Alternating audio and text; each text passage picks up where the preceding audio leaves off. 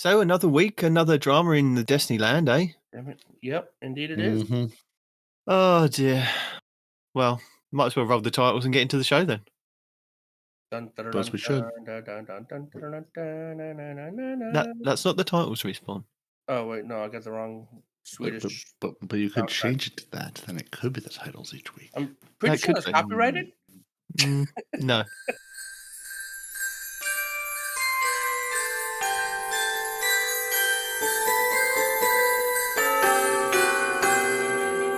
Welcome to Two Titans and a Hunter, a Destiny 2 podcast. Dedicated in bringing you all the latest information, news, and opinions. This is the best show for new and veteran Guardians alike, where we share tips, tricks, and tools to help you succeed and enjoy playing even more. So with all that said, let me hand you over to your hosts, the Triumph Hunting Titan Nitedemon, the pink-panted pansy Peroty, and your Hunter Master Ranger, Mr. No One Respawns in Real Life! So yeah, welcome to the show this week. There's no drama here, nothing to be seen. It's just all dawning. No drama, just dawning. No drama with us, but there's is? drama in Destiny. Oh yeah, no. Yeah, in Destiny land. Yep. Yeah. So yeah, welcome. Nitedemon, Peroty, Respawn. We're here to talk about Destiny and give you all the joyous news about the dawning and no drama. All the joyous news, yeah. This is a step-by-step guide on how to kill a franchise 101. So, I'm not going to say. Well, I am going to say it, but they did it to themselves. I'm sorry. You know, I've been listening to a lot of other opinions about this, and I agree with Ty Guy Travis from the Last Word podcast. And before I'd listened to them, I had the same kind of thought of, in doing a deal with Sony, Bungie had kind of sealed their own fate, basically, because at the end of the day, you've only got yourself to blame. I mean, realistically, Sony has a history of this. This is not a new thing, you know. So should we tell the people what we're talking about? Yes. For those who may be unaware of Bungie's flirtation with remaining a semi-independent studio. Basically, news broke this week about one Bungie executive saying, basically layoffs are a lever they can press and won't hesitate to press it again to keep the company solvent, in existence, independent. Because apparently there's also some sort of clause in their agreement with, we're part of Sony, but not really part of Sony. Well, apparently if things get too bad, Sony can sort of step in and say, we're going to take you over and run you better because you're not doing a good job of it. So they're sort of going, we would really not like to be owned by Sony. We'd like to, be owned by us and be able to make our own decisions. And it's not going great. No. And this was the story that was broken by IGN, I believe. We'll link it in the show notes if you want to have a quick read of it. But I think the issue from the community side of it is that Bungie has always sold us on this independent studio. We are, we're a big studio, but we are independent and we want to be independent and blah, blah, blah. And then it was like the first chance that they got, it was like, oh, we're going to sign with somebody. It was like, well, you've got away from Microsoft to start off with. Then you got away from Activision. Now you're going with Sony. It's like, stop doing it. There's going to be, somebody's going to have a clause in the contract to take control of you at the end of the day, or take control of your IP at the end of the day, and you're not going to be able to do anything about it. And it looks from, the perspective of reading the article that this is the way that kind of the game is going to go, or Bungie is going to go, because whoever made that prediction of revenue to make Lightfall as, productive as it was, really messed up. It's cost a lot of people a lot of jobs, and it could ultimately cost the studio, the heads of the studio. Yeah. But from what Ty Guy Travis was saying is that from a Sony point of view, this is why wouldn't they have done a deal? At the end of the day, yes, it's a win-win situation for Sony. If they get a studio like Bungie on side, and Bungie do phenomenal, then they can do what they wanted to do, which is kind of take the talent and kind of spread it around and use that kind of basis in their kind of other studios and grow Bungie and grow their own studios. But if Bungie kind of dip, like, you know, Destiny has kind of dipped, they then can take control, which is it's a business thing. And I can see that it would be a good thing for Sony. And that's what Ty Guy Travis was saying on Last Word podcast, is that Sony's going to do what Sony's going to do to protect their assets. Basically, they've given Bungie all of this kind of freedom and things, and the kind of just, you know, with the money that they got from Sony for their shareholders, and they're now kind of not reinvesting that back into the game as such, as getting Sony the money that they kind of, I think that they thought they were going to do. Return on investment. We spent a lot of money on this game studio, and now we want to see that return on investment, making that little stock price line go up. Well, it wasn't just that, but if I remember correctly, and catch me out here, Sony said that they wanted to join up with Bungie because they wanted to know how to make a game that like a living game, like Sony live service has. game. Yeah, that, and they wanted their knowledge. That was the whole point of the partnership, right? And then Sony's like, oh, by the way, we want your knowledge and your company. So, you know, no, but at the end of the day, you would, as a company that's investing in another company, you would have something like that. There's no point in you as Sony going, here you go, we'll invest in you and take you under the wing, and you just keep making dud after dud after dud. At some point, Sony's going to have to step in and go, look, we've given you a chance. We understood that you were a good studio at one point, and that's the kind of basis of us kind of partnering with you. But now you're kind of losing money, so we'd like to take you over and maybe kind of grow that game better than you are kind of currently doing to the game. So it could be for Destiny a good thing if Sony do take over, because they would put people in positions to make the game better, maybe. I mean, potentially, yes, potentially, right? But like, I mean, still firing everybody seems like an extreme move. It's just like, hey, well, no, nobody said that nobody said that loads of people are going to get fired. It could just be the people in charge of the decent people would get going. You know, the board of directors, the people that are kind of telling the lower ones to kind of do the work and get this out, get that out. Those people would then be gone because they're obviously not making the right decisions for the staff that are actually actively making it a good game. Mm-hmm. No, I mean, Yeah, where is the rot at Bungie? Is the rot from the head down? And if you cut off the head and replace it with something better, does that improve things? Or, you know, basically, how do we get to where we are, Bungie? Yeah. Is it you know, your board of directors and your CEO making poor decisions that are leading you to a place where nobody wants to play your game, and now you're looking at massive lost revenue? Or is there other things going on, and replacing those people won't really matter? And there's no way to know from the outside. But yeah, I read part of the IGN article this week that I saw. I mean, the title of this just says, Bungie devs say atmosphere is, quote, soul crushing amid layoffs, cuts, and fear of total Sony takeover. So, you know, as is anywhere, when you have a whole bunch of layoffs happen, especially around the end of the year when companies are trying to make their bottom lines look better and everything else, it's not, you know, if you are left trying to right this ship, trying to, you know, deal with this pressure of making this, you know, your next big expansion, you know, sort of, you know, a company saving. It feels like every couple of months, every couple of years, Destiny trying to do a big company saving move. Oh, you know, the last thing didn't go well. We really need to turn around with this next thing. It seems like that's sort of a trend at Bungie. It's, you know, things are good, things are good. Oh, things are bad. No, we got to save it again. I mean, and part of it, that's just like the content roller coaster you're on of, you know, new thing comes out, people play it for a while.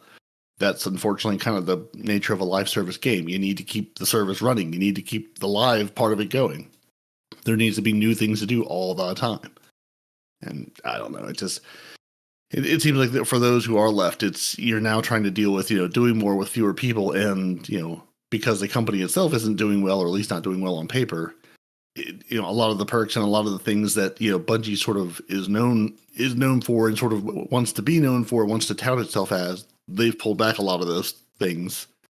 Again, just trying to keep the company afloat and trying to fend off Sony from taking it over entirely. Which is that good or bad? From the outside, no way to know. We could all speculate. Oh, it'll be better under Sony or not, but yeah. But I mean, the thing is, I mean, this leak of potentially Sony taking over, is it a thing of we're letting the community know that if you don't play our game or if you don't buy into the final shape, this is what's going to happen? Is it kind of a scare tactic, do you think? At some point somebody's gone, well, if we say this, maybe if we told them the truth of this and that, do you think I don't think at the end of the day, well, Chad is saying that's going to be enough to get there's scumbags for trying to guilt trip us into buying the game, which I agree. Buy this game or everyone's going to get fired. Everybody got fired anyway. Like, really? But that could be the case. That's what I'm saying. Is that I don't think with the guilt trip or no guilt trip, with the final shape, people are already signed on for that 10-year kind of finale, and it's the retention after the final shape that they've kind of got. They haven't kind of got anybody kind of hooked to go, oh, you want? I mean, us people here, playing the game, that if it's still here, we will still keep playing the game, we'll still keep podcasting about it, still keep talking about it and playing it. But the people that say have drawn the line, like some of the people on the DCP podcast have drawn a line. I think Tefty Teft said, the 10 years and I'm out. That's it. I've had. I may come back and I may play it. I may do this and that. There's a lot of other people out there that have said it kind of vocally. And there's a lot of other communities that have also kind of reiterated that and said, 10 years is enough for this game and enough for me. I want to move on to something else. It's that kind of, that I think that's the thing that Bungie need to kind of address and hook people back. Yeah, you may get quite a lot of orders for the final shape because people want to see how it kind of plays out, or even may not. I don't think that's going to be enough to save the studio, though. If the game's good, it doesn't matter how long you play it. I mean, look how long people have been playing WoW. And I've been addicted to the Final Fantasy series since, PlayStation 1. But I vaguely remember Blizzard having big layoffs every now and then. Yeah, possibly. Yeah. But, I don't think they had layoffs because, they let a company buy them out. They had layoffs because they might have been suffering. They had a game that came out that wasn't good. It happens, you have people that don't want to play your game. Yeah, but they were part of Activision, weren't they? Activision Blizzard. Aren't they still? I don't know. But at one point they're Microsoft Activision Blizzard now. Yes, they're part of Microsoft now, or at least are trying to be. Yeah. Yeah. But I think that's the thing, is that would it have been better for Bungie to stay as an independent studio? I mean, not if they're having money, not if they can't afford to do it. No, but the thing is, I vaguely remember, and it wasn't until I listened to the Last Word podcast, they built a brand new campus. They invested in there was a European office as well. They were expanding, and I think being in business and seeing from my perspective of a business trying to run before it can walk, this is what it sounded like Bungie was kind of doing. Although, it sounded from the outside that, this was a good thing, that, they're building offices in Europe, they're building a brand new kind of office wherever they were going to do. And, they got the NetEase money, they got this, they got that. They were doing really well. We don't know if they were, because they recently came out and said, if we hadn't have kind of gone with Sony, we could have been potentially looking at a kind of a big loss in the studio. Well, I see that as you tried to run before you could walk. Maybe just focus on building your games to the point of, oh yeah, we've got an excess amount of kind of revenue that maybe we could then maybe open a studio or expand our studio here. And then maybe in 5 years' time, I think they tried to do too much too quick. And the same with we want to go into all the different medias. We haven't seen anything, and not even a hint at anything that's coming. Not like a trailer or I mean, when they've made other films and they've done other media, sometimes we got a trailer for a film that hasn't even been made that is coming out 2 or 3 years later. It's like but that's so aggravating, though. That I actually hate. I hate seeing the advertisement for a game that I'm not going to know about for 4 years, man. Like Marathon. Yeah, and I think them trying to do Marathon, them trying to do so much, so fast, so quick, independently, they kind of we go with, I mean, I'm not saying that even going with Microsoft would have been better, but what I'm saying is that maybe staying independent would have probably been better for them overall. But then, as Ty Guy said, as a board or investors into like Bungie, people want to kind of cash out at some point. They want to get their money. And when Sony came along and said, here you are, here's a big pile of cash, a lot of people cashed out. And, unfortunately, this is the situation we're in with the game now. Yeah, but it reminds me of the statistic where, like, there's just, I don't know if do you have the lottery in Europe? Mm-hmm. Do you know what that is? Okay. Well, there's a statistic that says, no, I know you know what it is, but do you have it? I don't know what happens in other countries. Give me a break. The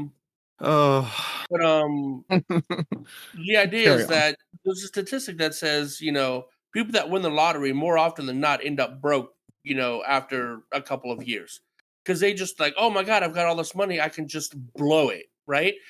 And that's the vibe I'm getting right now from what you're talking about. It's like Bungie's all like, oh, we got all this money, let's expand, let's do this and that and the other, and we might want a good game before we do that.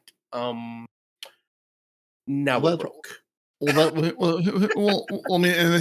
think part of this is, as far as like the office and the building stuff kind of goes, he's like, these are different, like part of these are different pots of money. Part of these I'm sure were like agreements with, things they needed to do or wanted to do. Again, if you're building out a giant new building, you're doing this pre-COVID. You're doing this when you had a vision of the world that is not how the world turned out. And this is, I'm not trying to defend Bungie and say, oh, no, they should be doing all these things, but just a little bit of perspective of, you made these plans 5-10 years ago, things didn't really pan out. And if they are missing their revenue, saying, whether the revenue expectation is realistic or not, missing it by almost half, recalibrate to whatever plan you thought you had. Oh, we're going to have X number of dollars. Oh, we have 40% of those number of dollars to do what we want to do now. Hey, that wife, we got $2,000 in the bank. Oh, bills. Damn. Yeah, that changes things drastically. And yeah, I'm with Nitedemon going, I was really excited when they, I remember them saying, oh yeah, we've hired on so-and-so to be the director of, the new Bungie thing we're working on, again, TV, movie, whatever. So we all, I won't say we all, many of us said, oh, you're partnering with Sony Pictures. You've got all that, media clout there that you theoretically now have easier access to. And we've seen, not even a whisper, not even a hint of something coming out, not even a coming in spring 2026, the Adventures of Cade, like nothing, like zero information. So just an image of Cade coming back. Is it all dead? Like, it's like, because they made this big push about, being in alternate media. And I wonder if maybe that was part of the plan for keeping things going after 10 years. Like, yes, the game itself will exist, but also just keeping that universe alive and growing and doing storytelling through, TV, movies, whatever, and not just the game. And yeah, who knows if that'll ever see the light of day, because it seems like things aren't great. No. Oh dear. Don's talking about how it could be also their own fault, because we've talked many times about how they pander. Let me tell you why. At the feet of Bungie. All of this is at the feet of Bungie. He's talking about from the perspective of how they always pander to the YouTubers and to the crybabies to get what they want, So ipso facto, by pandering to these people, because these people don't care about how good a game Bungie is. They just want to get their clicks, They don't care if their complaints are going to make Bungie or worse. They just want the clicks, and Bungie caters to them. I think they very much care about how the game is doing. Because who's not watching your content? Nobody, if the game isn't good. You say that, but they're always crying about something. Oh, this is too powerful. This isn't powerful enough. And Micah gave me a whole freaking hour rant on how he's upset that Destiny is trying to become Call of Duty with all the nerfs to all the exotics and everything like that, right? He makes good points. I don't remember what they are because I had the memory of a goldfish, but at the time I was like, you're not wrong. you know. Yeah, but the thing is, with the buffs and the nerfs, we've gone. It's always up and down with, this weapon's hot, that weapon's hot, this weapon's not, this weapon's not. It's like the amount of times the hammer. Yeah, I get that. The amount of time. I mean, take Celestial Nighthawk just as an example for this season. Yep. Celestial Nighthawk, when it came out, was so OP, and then it got nerfed. Then it was improved on. Then it got nerfed. Now it's like completely OP. Casting a super whilst you're standing next to somebody will do more damage with your super. It's like at some point it's going to get kind of tuned back again. It's a constant flow in this game from Destiny 1 to Destiny 2, buffs and nerfs. Yeah. And don't even get me started on One-Eyed Mask, how that was a nightmare for 3 years. But the thing is, yeah, exactly. That'll be up soon. No, shut your mouth. Precious Scars is finally getting his day in the sun. Mama's broken China. You can put on your head now. Unironically, I told you about the Precious Scars a long time ago. I told you it was going to be good. But One-Eyed Mask, yay! But the thing is, with like, I disagree to some extent with Dimwit about this. It's just that, and agree with Peroty. It's like if the game wasn't being talked about as this is being buffed or this is being nerfed or I see clips here and there of like little bits of like sometimes even nonsense, but that YouTuber has got like 20,000 views on it. It's like that's just nonsense, and it's like, but people are talking about the game, people are watching about the game, and it's making the game still kind of relevant it may not be at the top of the charts in Twitch or wherever, but it's still kind of trending. It's the amount of times I saw that on Twitter this week or X that Bungie was trending. It's like if the YouTubers and us, we weren't here talking about it, it would be a dead game. I think Yeah, and that's the thing. I mean that's why you see some of the people who've been nothing but or predominantly Destiny streamers and people following Destiny, making Destiny content, branching out to other things because the views aren't there, the numbers aren't there. I mean, this is their full-time job. Say what you will about it. This is their full-time job. They need people to watch the content. They need people to engage with it. They need to make money from what they're doing. And if people aren't playing the game, they're not going to make content for it. They're going to go elsewhere. Unlike us, we will constantly make content for you. Exactly, because we have, this is not our livelihoods. We have things outside of this. But yeah, I mean, that's why it's like, they want us, the people making content for this game, I think, care most about this game, because otherwise, why would you be making content for it? Why would you be spending the hours playing this game and collecting clips and editing and putting content together? Yeah, but why this game? Why not Fortnite? Why not Call of Duty? Why not? We don't say those words in here, sir. Well, no, but seriously, like why Destiny 2? Like why not anything else? Like if you're just out for the money, go pull up Twitch and see what's the hottest game that's easy enough to break into, and let me start making content over there. Let me go after that community. It's just like the meme says, "I hate you so much, but I'll see you tomorrow," kind of thing. You know what I mean? It's just how it is. It's a love-hate game. They have potential. They have so much potential, and there are times where it's been a phenomenal game, and then it was, and then it was phenomenal, and then it was, and then it was phenomenal. So they go back and forth because they've got so much potential. But sometimes I don't know what causes them to backtrack and just maybe it's money, maybe it's I don't know. I don't even want to presume what's going on, but they make great decisions sometimes, and then other times they just don't. And who's the they in this? Is this Bungie at this point? Yeah, Bungie. I'm sorry, I lost the they. Specified. Yeah, no. Yeah. I mean, well, yeah. I mean, yeah, and that's why it's like would they be better off as an independent studio? Would they be better off as a dependent studio? It's like they've been at least a partially dependent studio for most of the company's history. Again, as Nitedemon said, Microsoft, Activision, and now Sony. And maybe you need someone to hold your hand and go, listen, this is how you should do things. You clearly can't run yourselves, or not well enough, or whatever the reason is. I don't know. No, I hope the final shapes up into something enjoyable. But yeah, I mean, I think they're fighting the problem, like we've said, of you're at the we all signed on for the 10-year experience, and you did it. You got us here. I mean, we're sitting here looking down the barrel of 10 years of this game. Where does it go from there? And are you putting things in place to assure that there's going to be a year 11? Yeah, and the other thing that's kind of a good year 11. I don't know.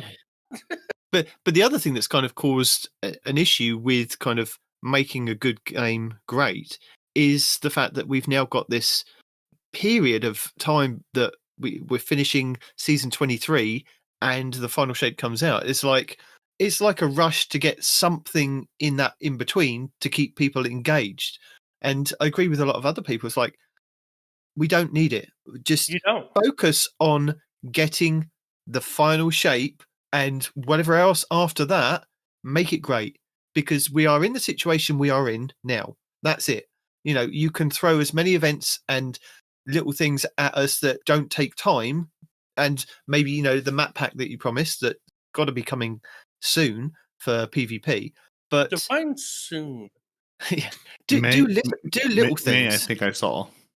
Yeah, do little things. I don't mind maybe doing like we suggested last week. Do like a 2-week event of doubles, a 2-week event of something else. Just little things that aren't going to take up too much time of a studio that's trying to make a 10-year finale look great. Give us the end game, but then don't do what Marvel have done afterwards and gone, well, we didn't really have a plan. We saw phases, but we didn't really have a plan. And the plan that we went with might not be the right plan because something went wrong with somebody down the line. Just get it straight from the get-go. You've got, I know it's not that amount of time. Well, you don't have to get it straight from the get-go. You're allowed growing pains, but once you have a formula that works, stick with it. I think that's the problem, isn't it? That they did stick with a formula that did work, and then people went, this is too repetitive. The seasons are kind of just paste, repeat, paste, repeat, paste, repeat. We want something different. So Bungie have kind of, it's taken them a good year to kind of shift and go, well, the seasons aren't going to be the seasons anymore. We're now going to have episodes, which are going to be the different kind of things that you kind of asked for. So I think that's the problem is they've stuck with it. They stuck with the same model they were doing when they had Activision's help to bring on other studios to help them make all that content. Yeah. Putting out brand new experiences every 3 months, new content every 3 months, it was clearly not sustainable and hasn't been for a long time. And yet they continued with that model up until episodes, and hopefully episodes will be better because it won't. Hopefully that'll reduce some of the crunch of putting out brand new things every single season. Like I said last week, quality of life fixes. There's so many things you could improve in the game. Looking at you, Vault Space. Address if they came out and said, "Listen, we're going to spend the next the next 4 months of the season giving you more vault space." Basically pick that. Somewhere there's a list on somebody's wall at Bungie going, these are the 5 things players have been asking for since 2014. These are the 5 things everybody wants that we've not been able to do for reason A, B, or C. Let's work on those. Let's give them more vault space. Let's, again, I can't think of what the other, I've got my personal pet peeve list, but like vault space, I kind of feel like if you said, hey, we're going to double your vault space, or hey, we're going to give you 1,000 slots, we're going to give you 2,000 slots, whatever it is. Or, hey, here's the plan for vault space. It's going to be out in... Or we're going to sort out collections. One or the other. Right. One or the other. Give me something. No. I mean, in collections, sort out collections. If I've already acquired that weapon, I can put that weapon into collections, and then I can pull it back out when I want to. That roll of that weapon that I've got. I'm not asking for, if I pull it out, I get random rolls of it. I'm just asking for that weapon that you're already currently kind of storing in code in my vault. I just want it in collections. If I can put it in collections and then I can pull it back out, absolutely fine. Because then that frees up my vault for other things. Right. A vault and second vault. But yeah, like there's so many. I mean, again, talk to any Destiny 2 player. They will be able to list off 10 things they wish this game would do, from the very small to the absolutely massive, that have been problems forever. As much as I sort of smirked at, oh, haha, I can get to my vault from orbit. Yeah, whatever, who cares? I have used that a number of times this week going, oh, I pulled a loadout to my character. It had weapons on I didn't want. Let me throw those weapons back in the vault so I have more room to get my lethal abundances from Iron Banner. Oh, stop showing off that you've got more room in that vault. It's a really nice feature to have. Like as much as we sort of snarked about it, and I definitely snarked about it, it's kind of nice just to be able to pull up the vault and to say, let me throw something into it. Not so much to pull things out of it, but say, I need to make space. Let me just throw things into the vault right here in the game without having to reach for my phone. So many people I've talked to about that, because I brought it up, and so many people I've talked to about that, they've stated, but I have it on my phone, or I have DIM, or whatever. Right. Yeah. You know? I mean, which is absolutely a better solution. That. Right. Yeah. Right. Yeah. Yeah. Which, like I said, I was surprised that I was using the thing in the game, going, "Oh, right, this is a thing I could do." Right. While I'm sitting in orbit, waiting to join somebody, or just sitting in orbit for a minute. Let me go. I've actually gone back to orbit just to pull up the vault to say, let me grab you, and you, throw you in the vault. Okay, now let's go do the next thing. Like, it is just a nice thing I didn't expect to use. Yeah, like if I want to actually find the thing I'm looking for to pull out or do the build or whatever, yeah, I'm going back to DIM 100%. I'm going to reach for my phone. But it's kind of nice not to. Well, it's nice not to have to reach for your phone every time. What would have been nice, I mean, if they're already going to implement the vault, why couldn't they do a system where from orbit, right, instead of the vault, I would have much rather managed my postmaster, right, or link the postmaster and the vault so you can move from the postmaster to the vault whenever you get that it's full warning, or when you're about to lose 30 golf balls. So that kind of thing would be nice. Theoretical situations, of course, Respawn would never have experienced this. No. Yeah, and that's exactly the thing. Those are the things, Bungie, we would like to see. These are the quality of life improvements. You've got these things in place. They've been irritating for years. Improve them. Make them better. You want people to play the game? Take away the 17 paper cuts you have playing this game on a daily basis. And, just make those small improvements. You'll find places for the bigger improvements. But, make the small improvements going, oh, this is nice. Oh, this is really handy. Yep. Oh, it's nice to not to have to do this, that, or the other. I mean, the Fireteam Finder I haven't tried out yet. Well, so I was actually going to ask either of you if you had tried the Fireteam Finder. I mean, looking at Bungie's numbers, it looks like, again, people have been using it. People have been having decent success with it. Is it something either of you have tried? I mean, I sort of poked around it, just sort of seeing how it worked, but I hadn't actually done anything. Flashing on a banner on my screen for 30 freaking minutes, man. I get it. There's a Fireteam Finder. Go away. Why was it there for so long? But no, I didn't actually go in there. I got as far as I had to turn off the banner, and then I went back to what I was doing. So fair enough. So dumb. Guys, look at this. Guys, look at this. Guys, have you seen this? Guy, look right here. No, we're taking up half your Gambit screen. We're taking up half your inventory screen. We're taking up half of the. But go away, please. Yeah, I did go into it the other day and pull up Gambit just for fun, and of course, absolutely nothing there. Zero screen. And then I pulled up Crucible, or I pulled up Iron Banner just to see, and there were a couple of people looking for groups for Iron Banner. So it's I mean, that's I know a lot of people are using it for raids and dungeons and obviously harder content, which I think is where it'll get its most use. And that's sort of what Bungie has said. Here's predominantly people going to the dungeon with it, grabbing, hey, I need a third or I need two people to go run this. But it also would be a nice thing to go, I want to play Iron Banner, but I don't want to play it alone. Let me just go find some people to play it with. Or, hey, I've got a buddy with me. Let's go see if we can round out the stack and go have a good time or whatever. Can we sort by completion so that I, who've only got one completion, can link up with a guy that has 20 completions so I can be lazy and get carried? Can we do that? Yeah, you can put that in the notes if you want. Maybe. Oh, okay. Yeah. Well, in that case, yeah, 100%. Oh, goodness gracious. Yeah, the game, I still stand by the game has a lot of potential. And if they can get their stuff together, it's going to be great. And like Final Fantasy, like you're talking about how you don't have to put things out all the time. Final Fantasy puts out a game once every few years. They don't update it. You don't get packs. You don't get, no, you don't. But when a new Final Fantasy game comes out, people buy it because it's name recognition, because it's a good game franchise. I think the thing is with Destiny is that when we had lulls in Destiny 1, because there was big content droughts between like the expansions that we had with Crota's End, and then we had the House of Wolves.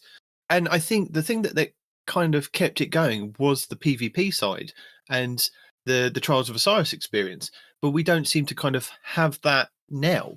I think that's where they kind of need to make more reinvestment into making maps or tuning maps, bringing old maps back, and reinvesting in Gambit. Make Gambit and PvP those two core pillars of getting people in and just having fun, because that will keep your game alive. I mean, if they changed Gambit up, or they brought back the armor sets, or if they brought back the Reckoning, or if they did something in that area to kind of just tweak it to kind of keep people interested, rather than kind of trying to give you a story every 3 months to kind of complete, and then people have completed that story within the first kind of 6 weeks, and then they're off for the rest of the season. They don't want to hear anymore.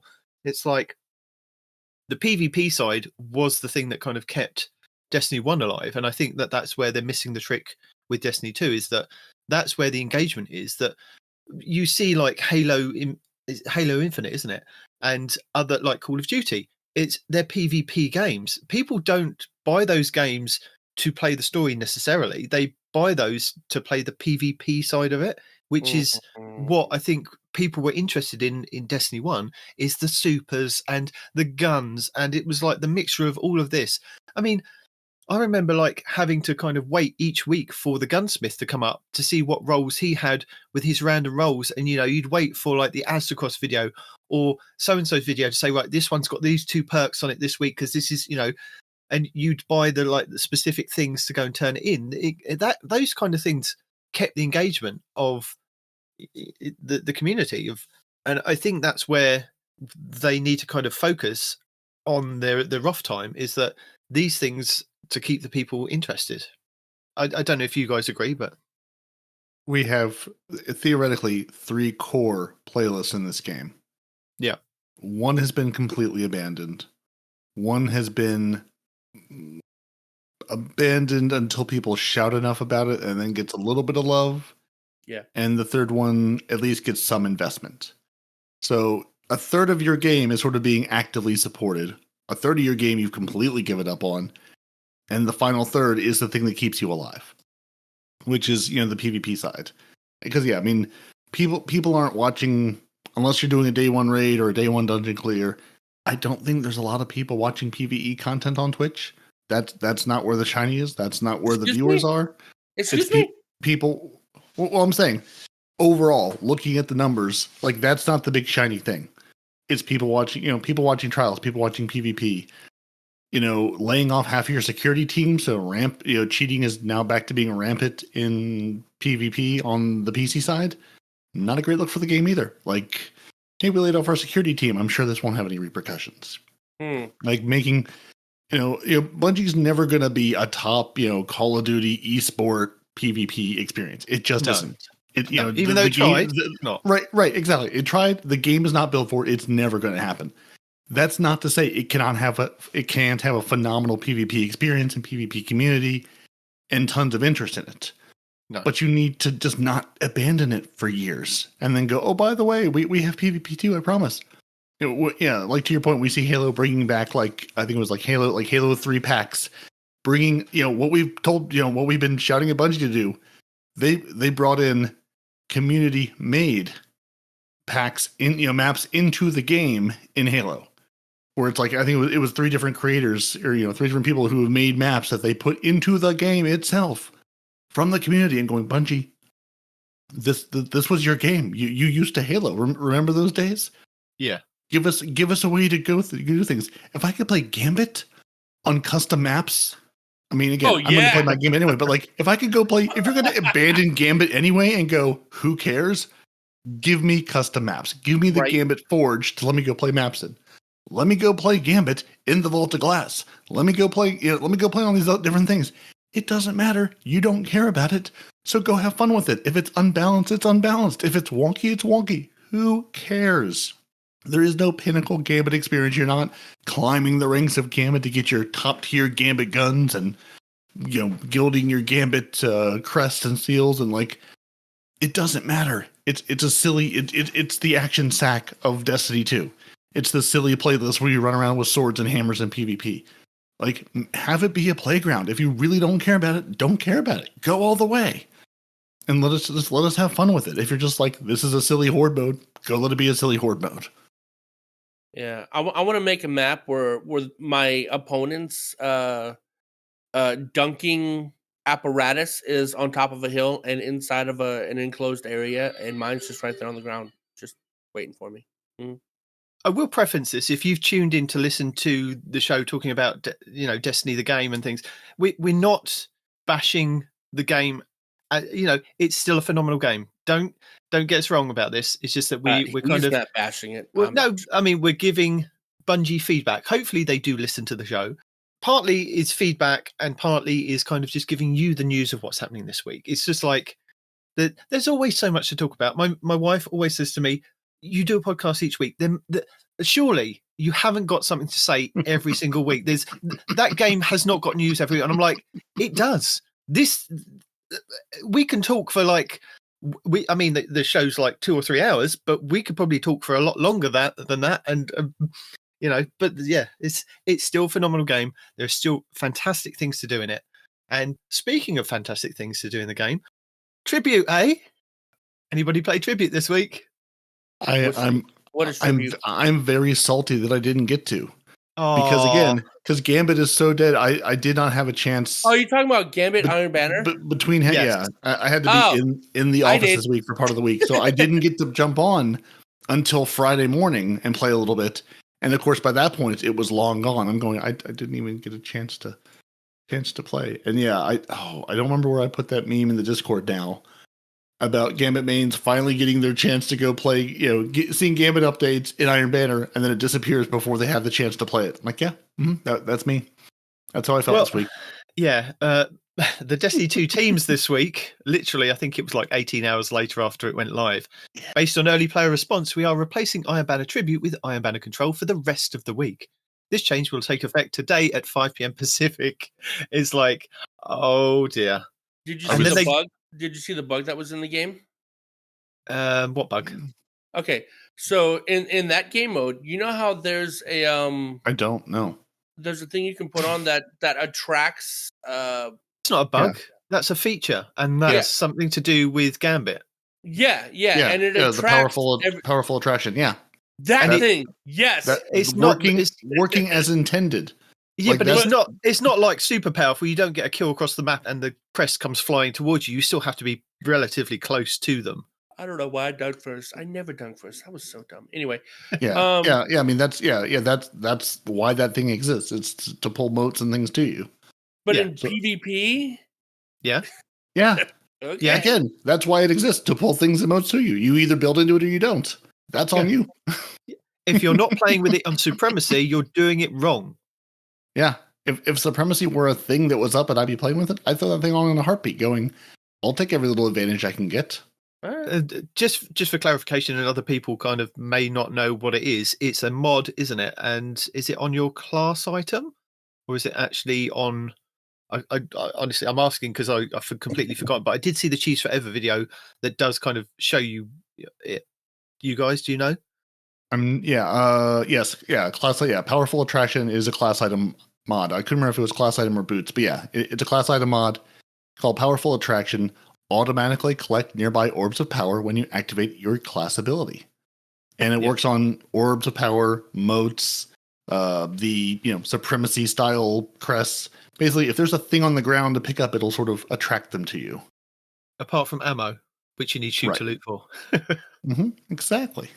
Yeah, so on class ability usage with 1 to 2 mods equipped, collect orbs of power within 12.5 to 18.5 meters. So that's orbs of power. I don't know if it's the same for all collectibles, but it pulls things to you as you get near them without having to actually go and pick them up with your hands. You do need to use your class ability for it. So you need to drop a rift, you need to put a barricade up, or you need to do your dodge. So there are trade-offs for it. Yeah.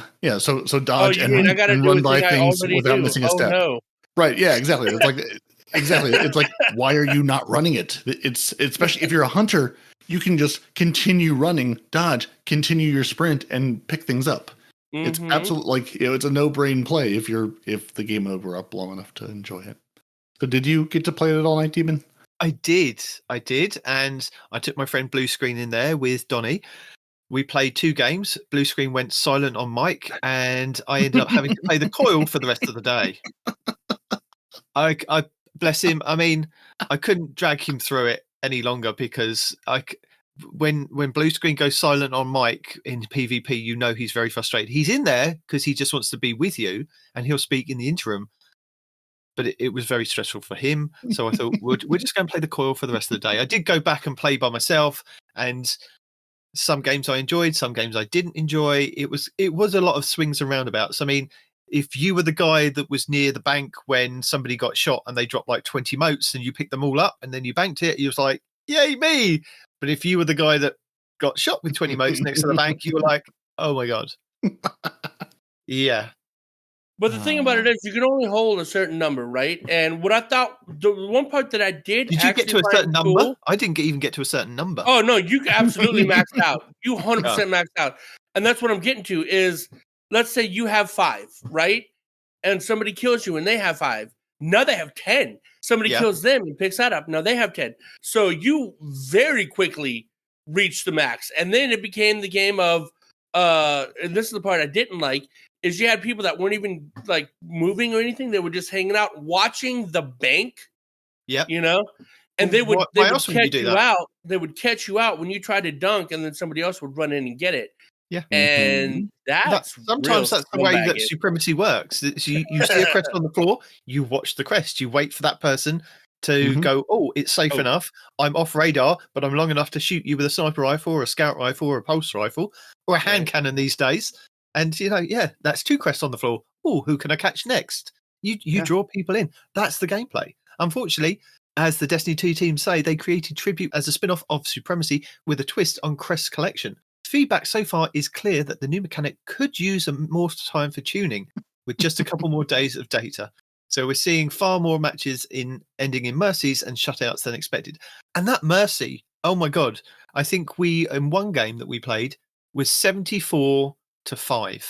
And we were like, when's mercy going to kick in? Mercy didn't kick in until they got 125 and we were still at 10. It was like, should have gone mercy a long time ago. Need a mercy that quicker. A mercy should be quick and merciful. I don't want to play the whole thing. Yeah, I mean, that's, it's in the name, right? I mean, and that's part of. Well, that's why I was curious if either of you had experienced it, because I mean that's part of. We all know how much Destiny 2 players love playing objectives. They love to participate in objectives in PvP.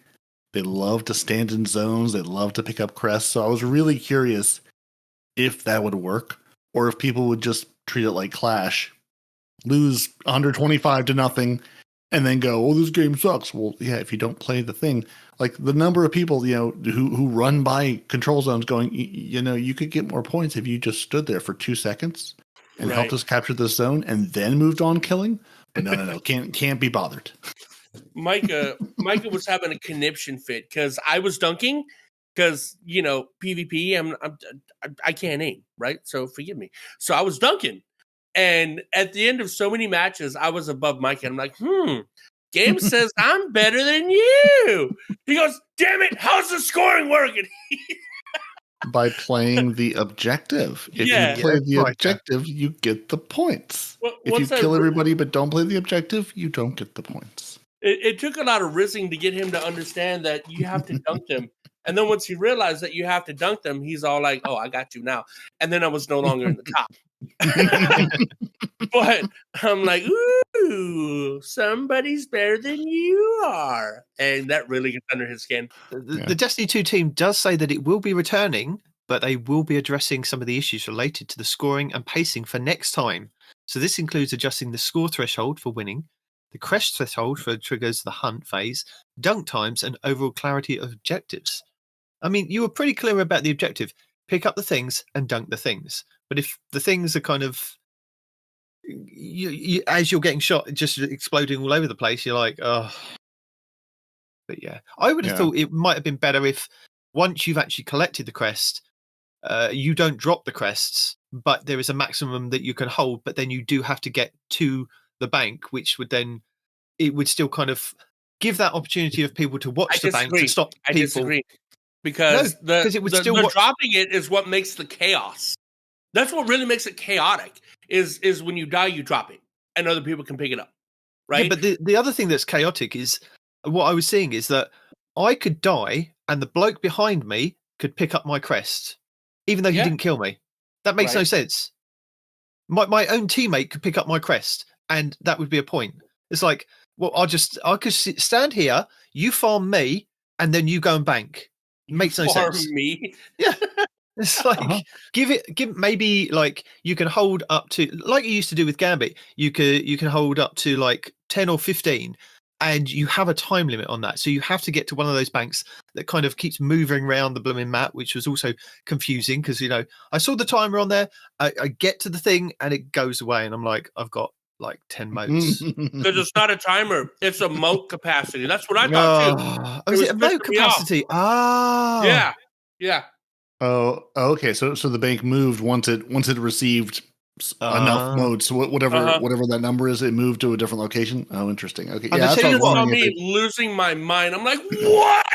And I tell you what, Kaito can take those bloody turrets and shove them where the sun doesn't shine. Agreed. I don't want that when I've got like all my motes in the middle and I want to kind of get there. I've eliminated the enemy team and I just want to get to that one in the middle. That's all I want to do. But as soon as I kind of eliminate the enemy team, so I went on a streak. I went on a streak of about 5 kills, right? So I was thinking there's only one guy around. So nope. If I can get, but then they've got the turrets, and I'm like, no, because my team weren't there destroying the turrets, and then I died, and I was like so upset. Mm-hmm. So Tribute is just reverse Gambit, where Gambit's PvE with a little PvP. This is PvP with a little bit of PvE thrown in. So they just reverse Gambit on itself. Yeah, threw an Iron Banner and said, "Let's see how this goes." The aggravating part is I'll come in, I'll shadow dive all 4 turrets and kill them, and just before I dunk, sniped. You mother. Yeah, because that animation and holding the button down was just so slow, wasn't it? Yep. Yeah. I went in there, I killed all the things, and I died. I'd really like an emblem to show how many times I've been killed mid-animation. Whether it was throwing down a rift, deploying a barricade, activating my super, like there is a greatest hits list of me dying mid some animation. Going, I thought I had half a second to do this. I was wrong. I mean, the Destiny 2 teams also said that Iron Banner is intended to be a celebration of PvP, and what we wanted to make sure everyone is having a positive experience when playing it. So, looking for improvement in Iron Banner Tribute experience when we bring it back in the future. But as Peroty always says, there is a place to put trial modes. I'm going to surprise you here. It's called Labs. Called what? Labs. Oh, like you broke labs? Up pretty bad. At the end of the day, I mean, I get that they brought back Rift into Iron Banner first, and they trialed that out, and that was like, it needs a bit of tuning. Then what else did we have? Oh, we had Eruption. Again, that was a trial thing of going into Iron Banner. I think that they use Iron Banner as they know that they're going to get a lot of footfall for PvP. So they throw it into Iron Banner. And I don't think they expected what they expected, the outcome was this time around. Outcome being ass? Yeah. Well, I think the outcome was a lot of negativity about it, wasn't it? Yeah, and since they've taken all the competitive bits out of Iron Banner and the light level and whatever else going, and honestly, Bungie, if that's to be your silly fun time, let's throw silly action modes into Iron Banner. Great, but just position it that way. Like it's Iron Banner. It's so hard to explain where it sits in this game. Like I play it just because I think some of it's just muscle memory at this point. It's a time limited thing with a twist on the game, which I enjoy. And and it has a different loot pool that I can go and try to focus. Speaking of which, isn't the focusing great? Just grabbing emblems and shoving them into Saladin and getting 1,000 lethal abundances. Yes, indeed. and not having to open your wallet and go, do I have the 16 currencies I need to get this done? It was really nice. I just turned in, like, I had nine engrams, turned them all in. I was like, wait, I can just turn these in. I didn't have to go anywhere. I didn't have to pick up new materials. I could just do this and focus them all on the auto rifle I wanted to get. Now, we won't talk about the rolls on the auto rifle, but just being able to turn those all in without having to think about it, that was a really nice change. Talk about the rolls on the auto rifle, because I used it. And I've been trying to spread awareness thanks to Astacross's videos, where if you're a hunter and you know that front flip you do to make yourself... No, don't you even go there. Ooh, I told you about so I told you about this last week, even before Astacross made a video about it. Didn't I tell you to use your blooming dodge ability and get the sever, whatever it was, the perk on there with Onslaught? I told you that last week. Then all the YouTubers made their videos of, we want the sever perk slice. That's it. I don't remember that at all. We told you last week, use slice. Yeah. Slice is going to be fun. And onslaught. Slice and onslaught, and use your dodge ability on your hunter, and you become radiant, and you get extra. Listen. I know you have Astacross envy, but it's okay, brother. No, I told you last week before Astacross. I don't remember. You just don't listen to me when I say hunter and builds or weapons. You just in your head. As soon as Nitedemon says it, because he's a Titan. Yeah, I've been playing as a hunter. I've been enjoying the solar dodge and making myself empowered. I'm not talking to you now. That's it. Go on, tell me about Astacross. What did Astacross say? Astacross showed how Sever worked, how you keep it empowered, and more importantly, not only do you get a damage. What did I say? Sever. Okay, well, slice causes. I'm not talking to you. There you go. Okay, so. When you become radiant, your weapon can then sever, right, with the slice perk, right, and then no, it's not when you become radiant. It's when you use your class ability. So when you dodge, well, for me, when I then use procs for ability, 4 seconds. So both. No, but you become radiant as well if you're on a solar hunter. So Slice, the trait, casting your class ability allows this weapon to sever targets on hit for a brief duration up to a maximum number of targets. Yes. Is what Slice does for you. Slice will reduce the incoming damage as well, which is really cool. So when you're going one-on-one with like a hand cannon user, it's you're lowering their damage, you're getting your onslaught, especially if you've already got a kill. Two-tap you. Hand cannons and bows can no longer two-tap you, which is a big deal. Well, you say that, but I'm sure I was still getting two-tapped. Yeah, I'm not. Respawn of yesterday, I'm pretty sure, was screaming about being two-tapped by something. No, I was being one-tapped, and we found out, you told me that guy was glitching. So when I was getting shot once on my screen, he was probably shooting me multiple times on his. So you're blaming your poor connection for it. Hand cannon. No, I had a good connection. No, we're blaming that guy's poor connection, because that dude was absolutely, he was actively teleporting around the map. Like he was Warlock blinking except with every movement. And I think he was a hunter or something, not a Warlock. And he had some legendary hand cannon that was one-tapping me. I was like, there's no damn way. There's no damn way I'm getting one tapped by a legendary hand cannon. And so, yeah, I was livid. I was not a happy Respawn. I'll give you that. And but while I was using it, and I was radiant, oh my God. Not only are they not killing me, but I am deleting them. 41 damage a headshot on an auto rifle that starts off as a high impact. And then, like, when you start to get onslaught going, which I did a few times, and when you get it going, you're increasing your rate of fire without decreasing your damage like it used to do on the breakneck, right? Mm-hmm. So you still got that full damage, and you're just spitting it out like a freaking sweet business, man. It was great. And then it would go away because I would die. I could do it all over again. But it was very amazing. I used it a lot, and I recommend it. As somebody who sucks at PvP, it's a hell of a crutch. That, and then in the secondary slot, you got the mega crutch in the form of the toaster, which I admit I was using because I need the crutch, right? Yeah, so double crutches, and it made the whole experience so much easier to deal with, because instead of just getting wasted, unless of course you go up against a team that knows exactly where you spawn, and Bungie spawns you in their scope. Not that didn't happen most of the time. yeah, no, it made the whole experience way better than normal PvP. So I recommend it on Hunters.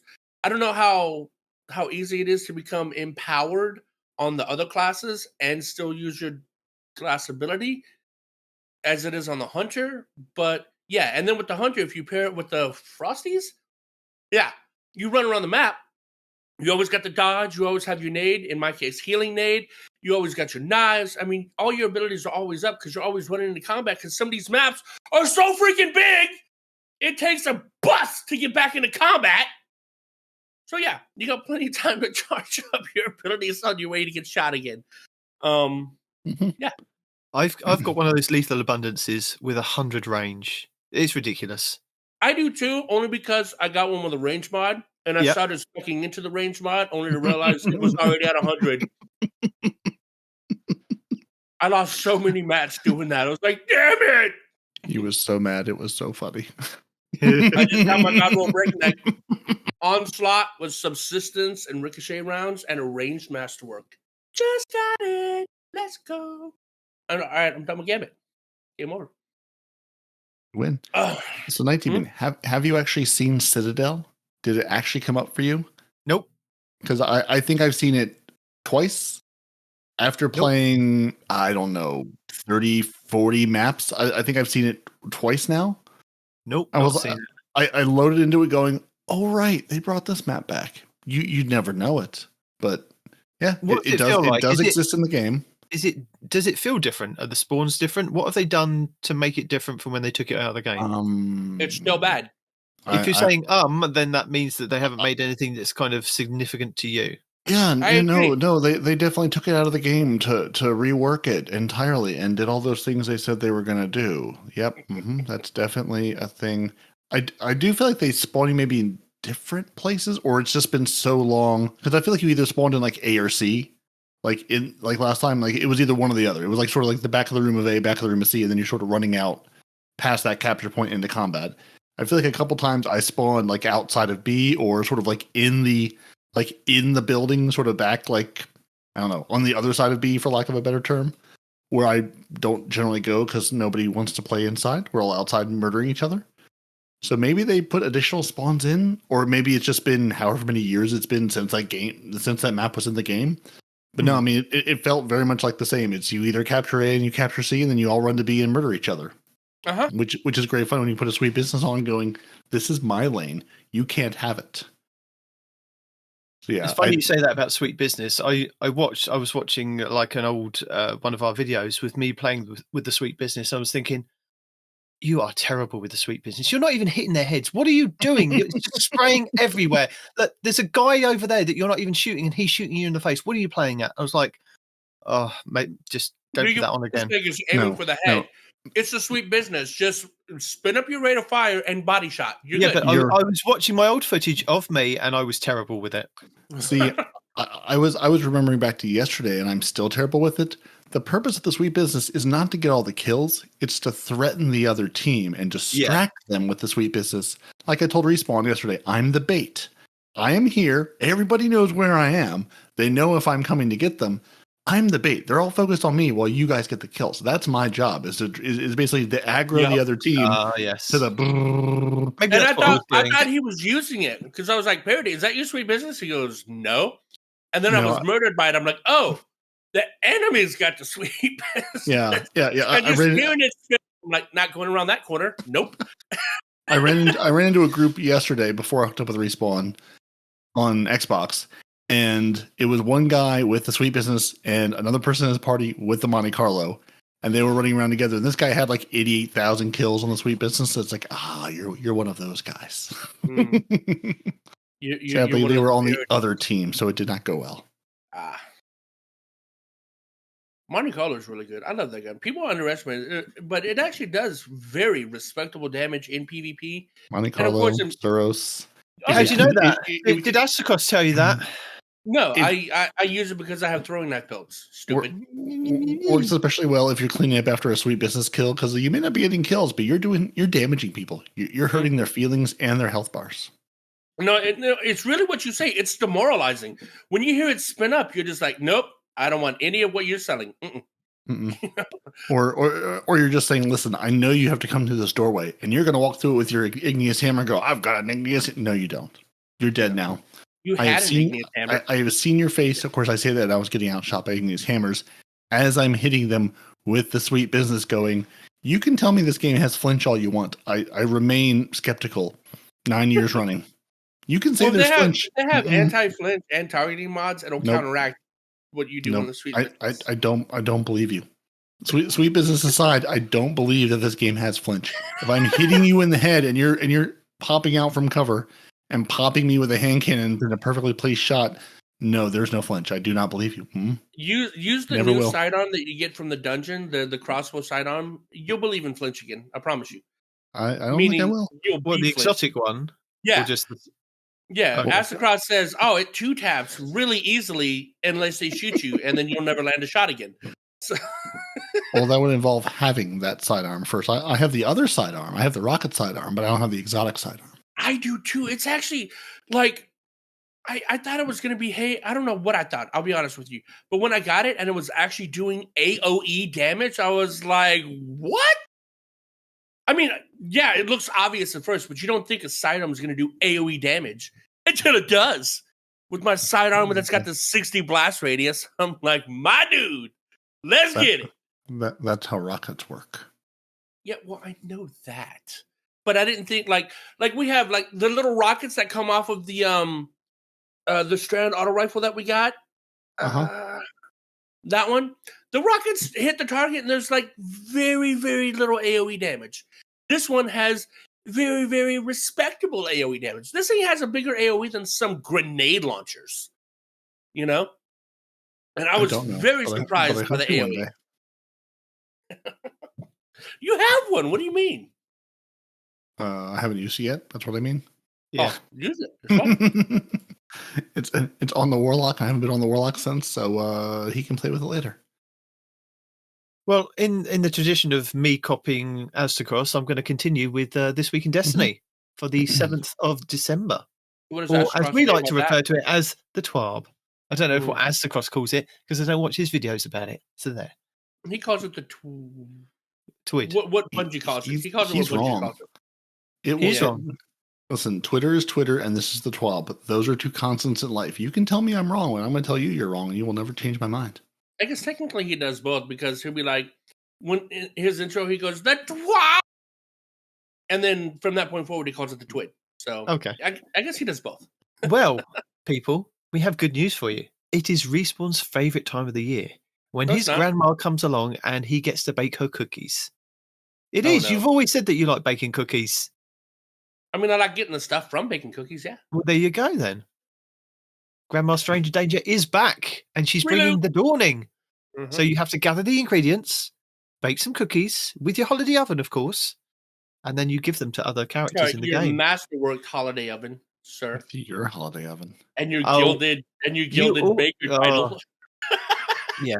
You always have to kind of upgrade that blooming thing. You always have to go and bake an extra couple of cookies and then come back and then she goes, oh, yes, now it's masterwork. It'll cost less for each cookie. It's like, oh, okay.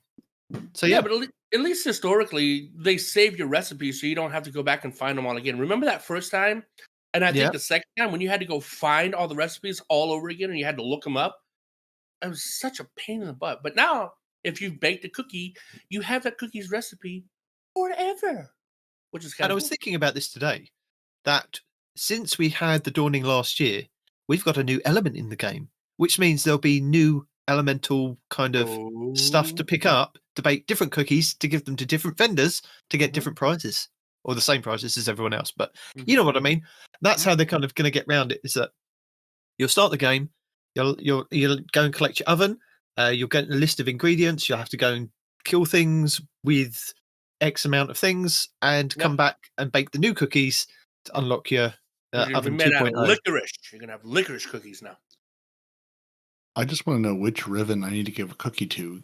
Can I give a cookie to the Ghost of Riven? Can I give her a Ghost cookie? Or do I need to go back to real Riven that's also here with Ghost Riven and now we have multi-Riven, multiverses? Yeah, you probably have to go back to the raid to give the cookie. Although last year they took that out of the kind of triumphs to go and do. you didn't have to go and give it to Riven last year. The year before and the year before that, I believe that you had to go into the raid and give Riven a cookie. We're not even giving Riven a cookie. You just had to go to that specific thing. Yeah, but yeah. Anyway, give it to her as you're falling down. You can feed her the cookie, or when you land, you can feed her the cookie. But you did have to feed her the cookie. Did she eat the cookie? No way to know. As you can hear from this, topics for this week: the Dawning preview. So they're going to give you a preview. We're going to give you the full view, not the preview, the full view. I didn't sign up for this, and I don't have a webcam. You never do every year. You have a webcam. You do have a webcam. Not here. You have a laptop. You have a webcam. Respawn will definitely want to show his baking skills this year because he will want that dragon emblem. We have Season of the Wish updates, Fireteam Finder beta is live, and Warlords Ruin Bungie rewards. So should we dive straight into the Dawning? No, you shut your mouth. Did you say a dragon emblem? He sure did. to go with the rest of your dragon kit. It's a Christmas miracle! I finally get a dragon emblem. It is. It's a little baby dragon. Oh my god! Wait, now is it a dragon or a wish dragon? Dragon. Oh, then we're good. Well, you just made a response here. Destiny 2 is saved. You heard it here. Destiny 2 is saved. The game is saved. Everything's beautiful again. I will personally fund them with our Patreon assistance. As we're here, we're talking about the Great Dawning Bake Off. This year, they want to do something extra special outside of the game. So welcome to the Great Dawning Bake Off. See, as only I can say in a British voice. It doesn't sound the same if it's an American thing. Well, you didn't say it in a British voice. We want Guardians everywhere to make their best desserts and share them with the community through pictures and videos. So the spirit of the Dawning reaches every corner of the world. So you can go all in and make your own version of Dawning cookies with a little help from the Abuela Eva Levante. I did say that right, didn't I? Good. Who cares if I didn't? Or you can try something different. Wow. You can make a Vex cake, some tasty scones inspired by the Scorn, gingerbread cabal, a dessert that's unique to the region that you live in. As long as you take inspiration from the Dawning, Season of the Wish, or Destiny 2, they'll love it. There's only 1 week to make your best desserts, starting a couple of days ago, actually. The winners will be chosen among those who submit their entries using the hashtag Dawning Bake Off, all one word. Their creations will feature in next week's TWAB, I guess. They'll be awarded the Art of the Week or Movie of the Week emblem, as well. Very special Draconis Tetrachroma. There you go. You've seen it. You know what I'm talking about. Mm-hmm. So don't forget to include your Bungie ID in your submission so they can find you. Respawn, I want a video of you making just nonsense. Wait, I can't get this unless I make a video? Or unless you make a treat. You have to make a treat. Make a treat and send it in. And then you get 2 emblems. You either get the video or the art and the dragon one. So you get 2 for the price of 1. No, that's it. We're done. Bungie, you're bankrupt. I don't care about your game anymore.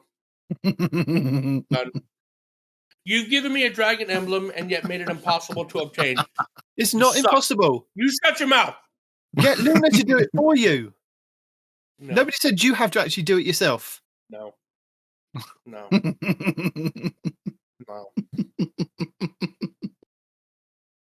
Oh dear.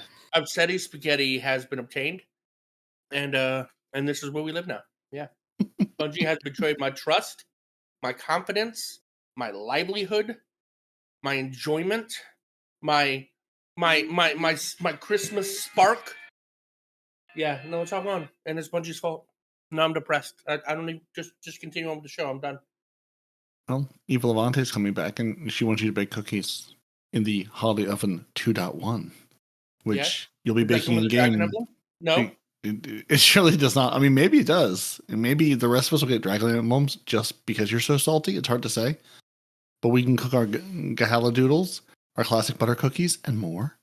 There's a quest where you'll probably have to talk to every character in the tower because it's important this time of year just to check in on everyone, see how they're doing, just see what they're up to. Make sure Ikora is still standing where she's been standing for absolutely years. Count how many crows are in the game. Visit all the various ribbons. It's just important to check up on everyone to see how they're doing this time of year. Yeah. There's upgrades. There's bonus event rewards. The ability to earn dawning weapons with additional perks from Eva. Increased power and utility for your stasis snowballs. And weapon focusing to allow for targeting or targeted weapon drops. Boons of Friendship event challenge cards. I mean, what's not to love? You can throw stasis snowballs at things. Eliminations using dawning weapons or abilities will create a snowball at a spawn point where the enemy was defeated. So can I use snowballs everywhere, Bungie? Yes. Can I use snowballs on all the things? Apparently so. Where is my PvP snowball fight? I mean, last year they had snowballs everywhere except PvP. Where's my PvP? Where is my team? My team slowed with snowballs. I want team Scorch. I want team slowed. I want to throw snowballs at each other. Where is it? Come on, Bungie. That would be a fun game mode where you just throw snowballs at each other, and it's a one-shot kill. Absolutely. There's a new Dawning memento. If you enjoy good memento, Respawn. What do we think about this memento? It's not all black. So I like it. Actually, I see. Do we think it's animated? It looks like it could be animated with kind of a snow effect on there. It better shimmer. Effect. It needs to shimmer. If it doesn't shimmer, they miss the mark. Okay. Needs more shimmer. I like it. I like the ice effect that they put on there. That's pretty good. Now, what's going to be the catch that you have to do to actually earn one of these or get them to drop? And will you ever see any of them? That's complete the quest. Don't forget to complete the quest. It's normally tied to the quest before you get one to drop. Masterwork your oven. Yes. Masterwork your oven. Put the gun in the oven. It'll come out looking all shimmery. It'll be beautiful. So I know we're talking about the oven. So once you kind of load into the tower, you have to go to the tower. So you need to get to the stage of actually every year they say the same thing, that you kind of have to have completed the Cosmodrome escape and unlock the tower to kind of get to Eva Levante and achieve like I think it's the whatever the base power level is to get there. So that's always kind of the first requirements. You then go and visit Grandma Stranger Danger, who normally kind of will be where Lord Saladin is at the moment. She kind of plants herself right in the middle of the tower as you kind of spawn in. Okay. And when you say that, I just need to get something. Sometimes she's over to the side. People have asked me this more times than I'm comfortable with. Okay. She's called Grandma Stranger Danger because the stuff that comes out of her mouth is creepy. And when you stand next to her, just stand next to her and be idle and just listen. And you will understand why she's called Grandma Stranger Danger. Stop asking. At one point, we did think she could be Savathun in disguise. I'm sure it was an half theory. Not half said. That he was touting that she could be Savathun in disguise. I'll probably get a voice memo from him this week going, "No, I didn't." But you know what I'm saying. So go and visit her. She will give you like the quest to pick up, and then holiday oven. And I think she gives you some ingredients to get yourself started. So it's normally gives you a couple of ingredients. Then go and visit Zavala. It's always Zavala. She seems to have this thing for Zavala. So you'll go and visit him, give him a cookie. He will give you a gift in return. You open the gift, and then it's either kind of a weapon or something, really cool. But in this holiday event, you don't need to kind of equip a mask. You don't need to have a class item. It is just kind of, you get ingredients from just decimating things in the game. So no matter what you're doing, you're going to constantly get ingredients, and those ingredients will be saved in your holiday oven. You can then use those to kind of mix together to make like these amazing cookies. And as Respawn, ingredients right? No, but as Respawn was saying, it started off that you kind of had to mix the ingredients by yourself. You kind of had to go, right, I want one of those and one of those, and see what kind of cookie that makes. Now it's kind of stored in the holiday oven 2.0. So you just go, right, I want that cookie, and it will bake that cookie. And it starts off as blue cookies, as I'm kind of remembering these things, before you can kind of upgrade it to the Masterwork oven. Once you've upgraded it to the Masterwork oven, the ingredients cost less to make the cookies. So, whatever. And now you have legendary cookies. You do. They go from stasis cookies to void cookies because you upgrade. Do you think this year they'll have a cookie commemorating Lance? Do we think they put effort into the Dawning to make any changes at all? Is really the question you're asking. Well, I mean, they already have to make changes to accommodate Strand. They're already making changes. Right? Well, no, that's what I'm saying. There'll be some more cookies that in the game that incorporate Strand to make for other vendors. Right. Because we had that with Stasis before. Mm-hmm. Yeah. Dawning ingredients is split into two groups. So you get uncommon ingredients, which drops from specific enemy types, and rare ingredients, which drops from doing specific things, like usually killing enemies. So, and there's also Dawning Essence. Don't forget, you need the Dawning Essence to create your recipe. So there's that third kind of mix to kind of get it going. So luckily, Essence of Dawning can be obtained from literally every activity, patrol, strikes, whatever you want to kind of do. It never runs out. Normally, Cheese Forever puts out a video within the first couple of hours going, here's the best way to farm this. So keep tabs on Cheese Forever's YouTube channel because he will tell you the best way and the fastest way to kind of get these things.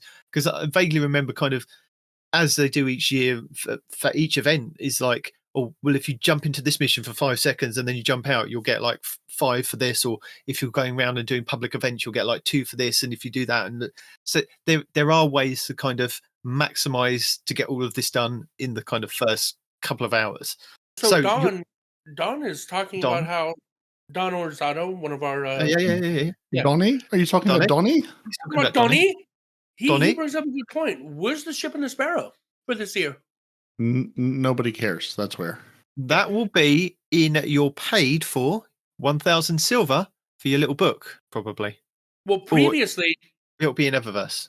There's a dawning ship that you had to like upgrade during one of the dawning events, right? And if you equip the ship, you get more materials for the cookies. You do. Well, you did. We don't know if you do. No, it did. Last year it worked. And if I look in my Destiny item manager, thank you for reminding me, Don. It's probably in my notes somewhere. I haven't got to that point as yet. But as we're talking to you now, live in game, we will kind of tell you it is called the Starfare 7M. And it was awarded in the Dawning 2020. But you could put, it had on it Spirit of the Season, which grants a chance to generate Dawning Spirit whenever you find a Dawning ingredient. So every time you picked up an ingredient or it kind of awarded you an ingredient, it gave you a spirit as well. So if you have that ship, an exotic ship, it may be one of the things that's available from Eva Levante because we don't know what she's got on her reward track this year. So yeah. And if you did get it in 2020, yeah. If you did get it in 2020, it came with different flavors of like engines. So you could have a mint flavored, and it would give you a green kind of tail to your ship. They called it an engine, but it was a shader. No. It was well, it's a shader for your like flame that comes out the back of your ship as you're traveling through hyperspace. Cocoa, which was the brown one, and then Rose, which was the red one. So yeah. So if you have that, equip that, put that on. So yeah. And they have a sled Sparrow. I'm pretty sure they have a second one too, but I can't remember the other one. I do know the sled because during the dawning, as you ride the Sparrow sled, you poop out glimmer for people behind you to pick up. So that's fun. It's called the Dawning Cheer, and landing a trick while riding Dawning Cheer will spawn multiple glimmer presents. This perk is available only during the dawning. So yeah, if you have that, you've got that. But how do you do it? How do you do a trick on a Sparrow? In the event anyone doesn't know, the D-pad on your. If you're using a Xbox or a PlayStation controller, it's your D-pad. If you're using a computer, it's one of your arrow keys. Yeah. So take your Sparrow, leap it into the air somehow, hit some direction on your D-pad or arrow key. You'll do a fun trick. And then if you have the Dawning Cheer, you also get Glimmer. If not, you'll just do a cool trick and can impress your friends. But even when you hit your booster, just hitting the booster drops like I think 1 or 2 Glimmer at a time every second, something like that. It's not much, but it's something. It's free Glimmer, so there you go. Yeah. Yeah. It's not enough to like farm Glimmer, but it's just a fun little. It's a thing you can do. It's a thing. So, as Respawn predicted, I will now give you a list of ingredients because it's nice to know these things. I wasn't predicting; I was messing with you. So, your uncommon dawning ingredients are ether cane, and you get them from killing Fallen; chitin powder, killing Hive; Vex milk, killing the Vex. Well done, Respawn. Cabal oil, killing Cabal; Taken butter from killing Taken; dark ether cane from killing Scorn. So, there's no. Is there any more? Oh, we might get some from Tormentors this year. We might get something else. Ooh, new ingredients, maybe. Because that's the only other kind of thing in the game. But then they might not do that because there are only limited places that you can go and get the Tormentors, I guess. Which means they will absolutely put it in the ingredients list. Maybe some Strandy cane from killing things on the Amuna. Ooh, well done. That's not bad. That's not bad. Well, we already have candy cane, so I'm thinking licorice because licorice looks like strings. We'll see if I'm right or not. But we've already got a candy cane type thing. But I love your I love your enthusiasm. You'll be the first to die, but I love your enthusiasm. Shout out to what movie that was from. Anyway, so yeah, no, that's absolutely a thing. But then you have like he's talking about how the ingredients you get from killing enemies, but there's more ingredients that you get depending on how you kill. I'm just going to get to that bit. Oh, so okay. so you're talking. So Respawn's excited to hear about the rare ingredients, Nitedemon. Okay. What are the rare ingredients you get by killing things in a particular way? So Null Taste is killing things with void guns and abilities. Electric Flavor with arc abilities and guns.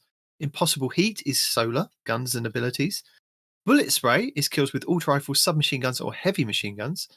Delicious Explosion is grenades, grenade launchers, or rocket launchers. Sharp Flavor is kills with sword. Personal Touch is kills with melee attacks and abilities. Perfect Taste is kills with precision shots. And then Flash of Inspiration is generate orbs of light. But as we kind of said, we've got a new element in the game since the Dawning went live last year. So there's going to be something to do with Strand. I can't remember what the one is because I didn't write it down for Stasis. There's Dark Frosting for getting kills with your stasis damage. There's also your Superb Texture for getting super ability kills. Your Multifaceted Flavors gained by rapidly defeating targets. And your Balanced Flavors by defeating opponents with bows, scout rifles, pulse rifles, and sniper rifles. And then, of course, what do you put on top? The Finishing Touch for getting your kills with finishers. Yes. And then, presumably something for Strand. So over the last couple of years, we've had many different kind of NPCs drop in and out of the game. But the ones that are kind of still around, you should still be able to kind of, as I said, these are still in the game, so you should be able to kind of just create them with your holiday oven. But Zavala likes Galadoodles. Shax likes Vanilla Blades. Hawthorne and Louis, or is it Louis? Louis. It likes, the bird. The damn bird. Elixni Birdseed. Amanda Holiday's chocolate shaped cookies, but she's not in the game, so she gets nothing this year. She's gone. Wow, dude, too soon, man. You could have had at least some sympathy for that. Well, I'm saying she doesn't. Yeah, we're moving on. Move on, Respawn. Yeah, she's dead. Move on. Ikora, she likes Traveler's Donut Holes. The Drifter likes Dark Chocolate Moats. Banshee 44, Telemetry Tapioca. Zer likes Strange Cookies. Yeah, whatever. Telemetry, yeah. Telemetry. Just like aluminium. Yeah. Same thing. Okay. Eris Morn, she likes Ascendant Oatmeal, Raisin Cookies. Riven likes 1,000 Layer Cookies. And again, we don't know whether we'd be delivering to her in The Last Wish or kind of the corporeal version of her. Is there just one Eris Morn at this point? Is there just the Eris Morn on the moon? Or are there two Eris Morns now, too? I can't remember if she's milling around the helm or not. It's normally the one on the moon that we deliver to. You have one Eris Morn, and then you have one Hive God of Death. So you got to be specific. So the artist formerly known as Eris Morn. Got it. Right. Zer's cookies that you give to Zer, they were only available to give him on the Friday that he turned up, wherever he turned up, to give you exotic weapons. Because I don't think it worked giving him in the 30th anniversary pack, does it? I can't remember now. It could do. I completely forgot. Yeah, I don't remember if you can go give Star Horse that version of Zer cookies or not. It's worth trying. I mean, he gets lonely over there, so you should at least visit him and see if you can give him a cookie. We have Saint 14 likes Lavender Ribbon Cookies. Ada 1 likes Hot Cross Fire Buns. Devram K likes Gentleman's Shortbread. Failsafe Infinite Forest Cake. I'm not sure about Spider because... Oh my God, Failsafe. She's still in the game. Yeah. What? Petrovenge, she likes Ill Fortune Cookies. Tess Everest likes Bright Dusted Snowballs. Varix, he's still in the game. Etheric Cold Snaps. Shorhan, Blueberry Crumblers. The Crow, I'm guessing that's the one in the helm, will like Bittersweet Biscotti. Eva Levante likes Classic Butter Cookies.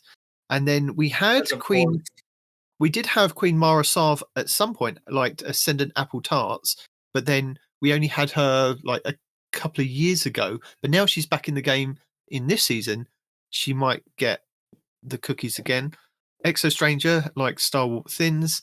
And the bonus recipe was Burnt Edge Transits from Master Rahul, which didn't seem to work last year. But right. Who knows? Because they're edge Well, traitors. it's going to be They do hard what to they feed want. it to Mara because Mara doesn't hang out in the ship, right? Unless she's No, but actually got dialogue. She sits on her throne. Yeah, she sits downstairs in her throne. I went there a little while ago. I didn't see her on her throne at all. I hadn't talked to Ribbon. She wasn't there. Because you didn't leave her enough cookies. She's salty with you now. Yeah. Damn. So activity should give you between 10 and 12 essence. This is from like last year's stuff. Legendary Lost Sectors gave you between 15 and 16 per run. Public events were about 5 essence. You don't need to know the numbers. Jesus, dude. No. Okay. You don't need to go that in depth. Okay. Have you met this man? Are you new here? Yeah, that's why we're trying to cut him off at the peak, man. So the weapons that you can generate the snowballs with, you've got the Avalanche machine gun, the Zephyr sword. Anything with a stasis. Stasis makes snowballs. There. Done. Moving on. No, but it says dawning weapons as well. Okay, dawning weapons Avalanche and stasis. Yeah, Avalanche is not stasis. Yeah. Fine, so, yeah, whatever. Dawning weapons. The Zephyr sword, the Cold Front submachine gun, the fusion rifle, the Glacioclasm fusion rifle.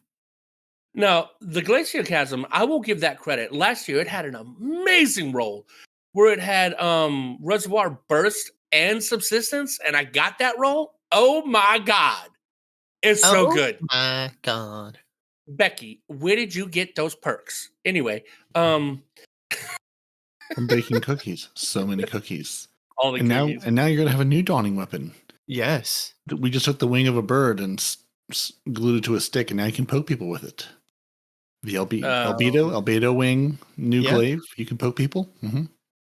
It has some origin traits. Do you want to know what they are? I'm going to tell you anyway. I was going to say, damn it. I was like, Dawning surprise. Dawning surprise. Rapidly defeating targets awards a dawning gift. Defeating powerful targets counts as more than one. So you can have that on all the time. So activation progress on kills by enemy ranks, miners and guardians is 16.66%, and mages and bosses is 50%. And it has the Hake Breach armaments. So this weapon deals increased damage against vehicles and constructs. And constructs have been clarified, including barricades, turrets, stasis crystals, and other objects created in the field. There you go. And this is apparently the second hard-hitting aggressive glaive and can roll with some new perks from the season, including the very cool, very, very new Beacon Rounds perk, otherwise only found on the rocket-assisted sidearms. And the Beacon Rounds, final blows with this weapon grants your projectile tracking for an improved duration. Dealing further damage extends the duration. So you get tracking on your big stick that you stab people with on the projectiles that it shoots. Yeah. All makes sense. Don't question it. No, but you can also get Golden Tricorn. You can have Demolitionist, a lead from gold, Deconstruction, Attrition Orbs, High Impact Reserves, and Close to Melee, which is Glaive Projectile Final Blows improve Glaive melee damage. Glaive's projectiles or melee damage extended the duration. And then you can have Grave Robber, Beacon Rounds, Replenished Aegis, which is blocking damage, partially reloads this weapon from reserves. Immovable Object, dealing range damage, grants increased weapon energy whilst you're stationary and with your shield raised. Keep Away, Clown Cartridge, and Field Prep. You don't want Field Prep on there. No. The only thing that makes any sense is the perk where getting a final blow makes your melee stronger, and then Grave Robber.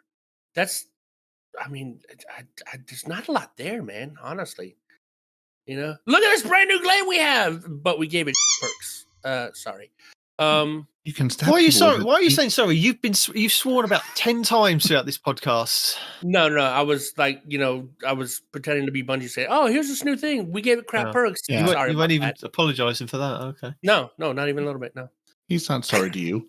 Just like they're not sorry for the dawning weapon perks of deconstruct, attrition orbs, cold steel, which is powered sword hits, slows targets, beacon rounds, which we just talked about, and the dawning surprise origin trait. Rapidly defeating targets awards a dawning gift. Defeating powerful targets count as more than one. And they tend to pair the dawning surprise origin trait with the origin trait of wherever whatever activity you were playing, Crucible, Gnimeter, Vanguard. So you don't have a origin trait that doesn't work most of the year. After the first year, they were like, we should give it 2 origin traits. Otherwise, you're going, why would I ever use this type of dawning? It's very silly. Well, the Avalanche is a pretty decent machine gun. It's not a bad one. And like I said, Glacioclasm is really good. So if the weapon's got good perks, you can still absolutely use it. And Glacioclasm is void, right? So yeah, a void fusion rifle with subsistence and reservoir burst is not bad considering how most of our reservoir bursts are arc. So yeah. Well, Bungie would like to tell you to keep an eye out for Zephyr, the only stasis sword for now with a cold steel trait, so you can slow things when you whack them. And also the damage bonus from Deconstruct stacks with the Hake Breach Armaments origin trait. Nice. You can select on the new glaive, so maybe that'll be a thing. And so they gave a. You said it was a strand sword. You said no, I said stasis. Oh, you did say stasis. Okay. Different S word. I'm sorry. That's the white one, not the green one. Yeah, right. I don't know what colors they are on your screen though. Blue and green. Yeah. There we go. Close enough. But you can get a cool, cozy dawning beanie. Respawn. If you order the beanie, when do you think it'll arrive? Next Christmas. This fun I was beanie, gonna say dawning emblem, little rapture, snowball poof on top. Well, starting December 12th, you can order it. And as long as you complete your Amateur Baker event challenge by June 3rd, 2024. June? Yeah. Mm-hmm. So as long as you complete this by June 3rd, 2024, which I guess is the end of the season, at 9:59 a.m. PDT. So mark your calendars or sundials. Let's ignore the fact that after the dawning is over, you lose the oven and the cookie ingredients. So So complete your challenge now, but then if you want to put off buying your warm winter hat until it's winter in the other hemisphere, you're good to go. So don't worry. Goodness gracious. Great balls of fire. Sometimes, do they? And now this is where we're going to get real confused because they've decided to put updates in the TWAB this week, as well as telling the people on the social mediums. Will Respawn have a report rounded to read? We'll see. Blind Well. Ew. With the launch of Season of the Wish, we've seen a lot of great feedback and discussion that we've shared our thoughts on. And here are the highlights of each topic. Yeah. The Blind Well. The Blind Well. With the Blind Well, I'll tell you about that. One of our goals is to make sure players know from the start that there's increased difficulty and new loot for this activity. It's also not an activity players will have to do every week. They do not, and I repeat, they do not need to return to the Blind Well until week 6, unless you want to. We'll have one seasonal challenge tied to the Blind Well later in the season and one heroic Blind Well completion requirement for the seal. And on top of that, we have Riven's Lair and the Coil. Our goal was to loot. Oh, my bad. Hold on. Our goal was for loot to be the front and center, especially for players who go for a platinum score. As this is only week 1, just a reminder that different paths to the Coil will be rotating each week. From our early observations, the strand economy is too unforgiving, and the team is looking to improve on this. I mean, you don't have to. You could just leave strand alone because it's amazing. Sir, I do believe that word is not strand. The strand economy is just fine. It is in fact smaller than it's ever been. It's the shard economy. My bad. I happen to be illiterate. Anyway, it is the shard economy that's too unforgiving.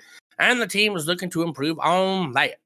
Now, let's get into everybody's favorite topic, PvP.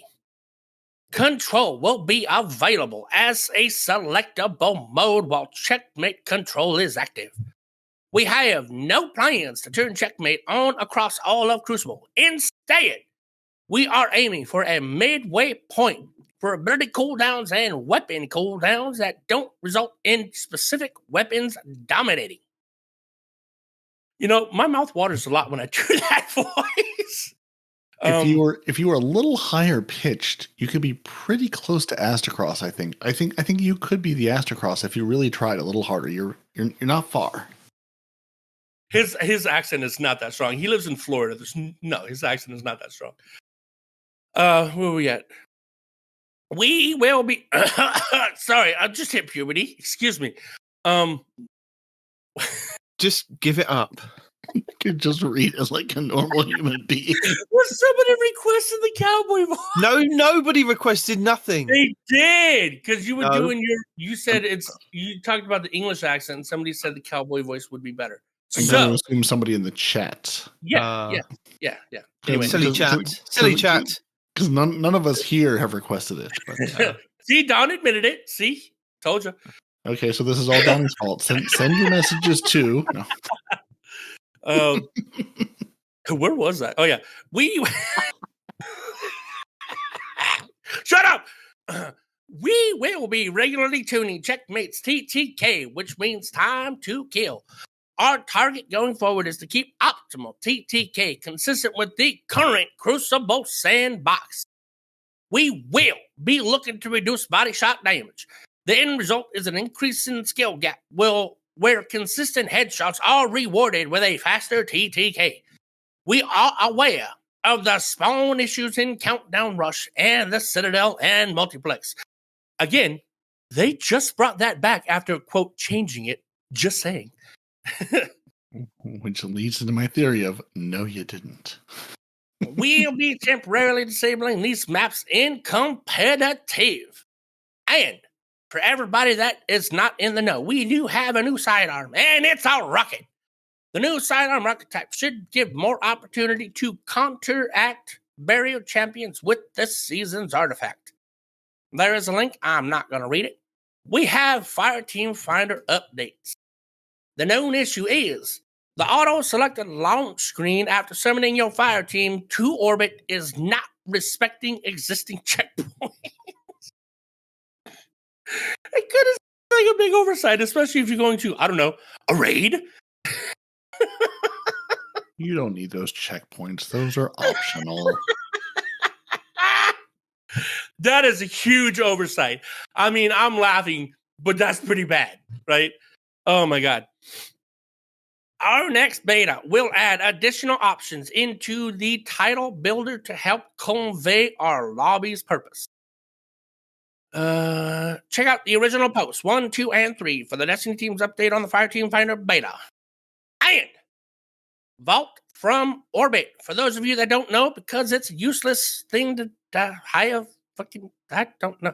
We have a fix for the bug, allowing players to vault from an activity without a proper UI or full Fireteam support. Due to positive reception for this bug, we plan to revert this fix in a January update. Oh, so you could change your stuff while in an activity, and then they patched it? Bug becomes feature. Yeah, you could access the vault from an activity, not just from orbit. And people said, no, we actually kind of like that. No, that's good. That's good. Yeah. So they fixed the bug, and they're going to bring it back as an actual feature come January. I mean, look, it's just Bungie's hip fire freaking response to, oh crap, it's fun, delete it, right? No, thank you guys for like yelling at Bungie to put it back. That's great. I didn't even know that was a thing, but that's great. Yeah. Okay. Our goal is to allow your full fire team to be able to vault from anywhere in an update after the final shape. Well, no, anyone full fire team. There's different stages of this. Mm-hmm. Different words mean different things. Mm-hmm. So the goal is to allow your full fire team to be able to vault from anywhere in an update after the final shape, after being the keyword. Now, the part that's getting me is allow your full fire team to be able to vault. What? Like if I can vault, that's what I care about. Why do I want, are we going to share a vault space? What the hell does that mean? The full fire team to vault. What? Is it only the leader? Maybe it was the bug. Only the team, the fire team leader could access their vault, and nobody else could. And that's what they're saying. Come January, they'll put the fix back. So if you're leading the fire team, or however the bug affects it today, because I don't know how the bug works at the moment. All right. So they're saying, well, let's see. Let's check the original post from the Evolve from Orbit bug and see if there's any information. No, it's the exact same words they said in the prompt. So cool. Yeah. So however the bug worked before, it's going to work the same way, and then they're going to give your full fire team the ability to do it in final shape. So yeah. All right. Moving on to orb cooldown changes. We've been monitoring feedback around orb creation, cooldowns, and have a change going with our next update, currently targeted for next week. Equipping multiple copies of the armor mods, heavy-handed, firepower, and Reaper now decreases their orb creation cooldown. Well, that's what they currently do. What are you doing next week? Are you making them not decrease orb creation? I mean, what are you doing next week? They're putting that back because they they made a change that nobody liked, and now they're unmaking that change. Okay, so we're going to be getting more orbs after the patch, right? Yes. Okay, cool. Focus and couch changes. Oh, and for some reason they didn't put the you'll get one copy of them. If you have one mod on, 10-second cooldown, 2 copies, 5-second cooldown, 3 copies, 1-second cooldown for your orb creation is how it'll work after the patch, which they didn't put in the TWAB, but put in the link they linked to for some reason. Yeah. I mean, it's just, I have nothing better to do with 3 slots. Yeah, no, just fine, whatever. You want all the orbs. Focusing cost changes. We are reducing the focusing cost for ritual vendors in next week's update. Well, that's very nice of them. All Crucible, Gambit, and Vanguard Ops Legacy focusing will cost 3 engrams. Unobtainable Nightfall weapons will still cost 5 engrams. Making them obtainable.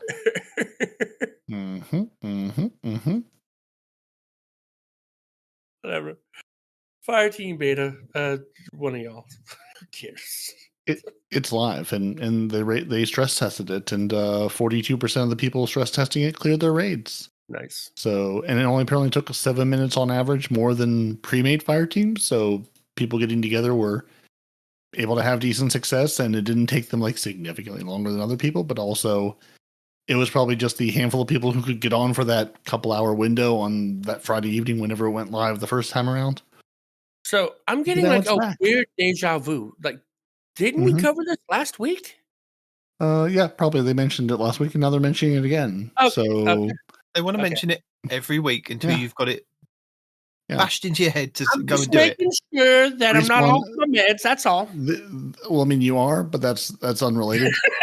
So this is the flashing the in-game fire team finder at you. This is the TWAB version of flashing it at you, going, "Hey, you can use the director from the roster tab, and you can use the fire team finder, and you can either create a fire team or search for a fire team, and then it breaks it down to what activity you want to do." Yeah. But once you've done that, and you finally got Noble to drag you through the Warlord's Ruin, you can get a vest and a pin. You can get a nice little vest, a nice little pin to go with it. Which word is Noble? I need to run. And you can wear that around proudly. Again, you need to complete the dungeon by when? June 3rd of 2024. I won't even tell you the time because you have until June. So mark your calendar, June. If you've somehow not done it, take the first couple days of June, get it done. And then you can have your sleek Warlord's Ruin reversible vest and pin as part of the Bungie rewards. But when you reverse the vest, maybe take the pin off and reverse that separately, or you'll stab yourself. It won't be good times. It looks like 2 different vests at the neck. See the neck shape? They look like 2 different necks. It does say reversible vest. Okay. So I'm guessing it's showing the 2 different reverse sides of the vest. And you can also purchase the Wrathbearer title pin from the Bungie store between now and June. So again, you got plenty of time.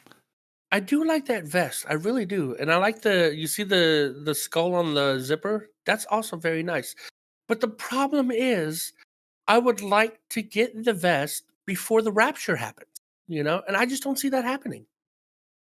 I mean, you have until June to buy it. So they don't say when it'll show up. Maybe they'll have them by then. Maybe they're not. It's hard to say. Do you remember the whole fiasco when it said your jacket has been shipped and I waited 3 months? Remember that? I sure do. Which is why you should buy. Which is why you should buy your beanie now, so you'll have it for next time it gets cold.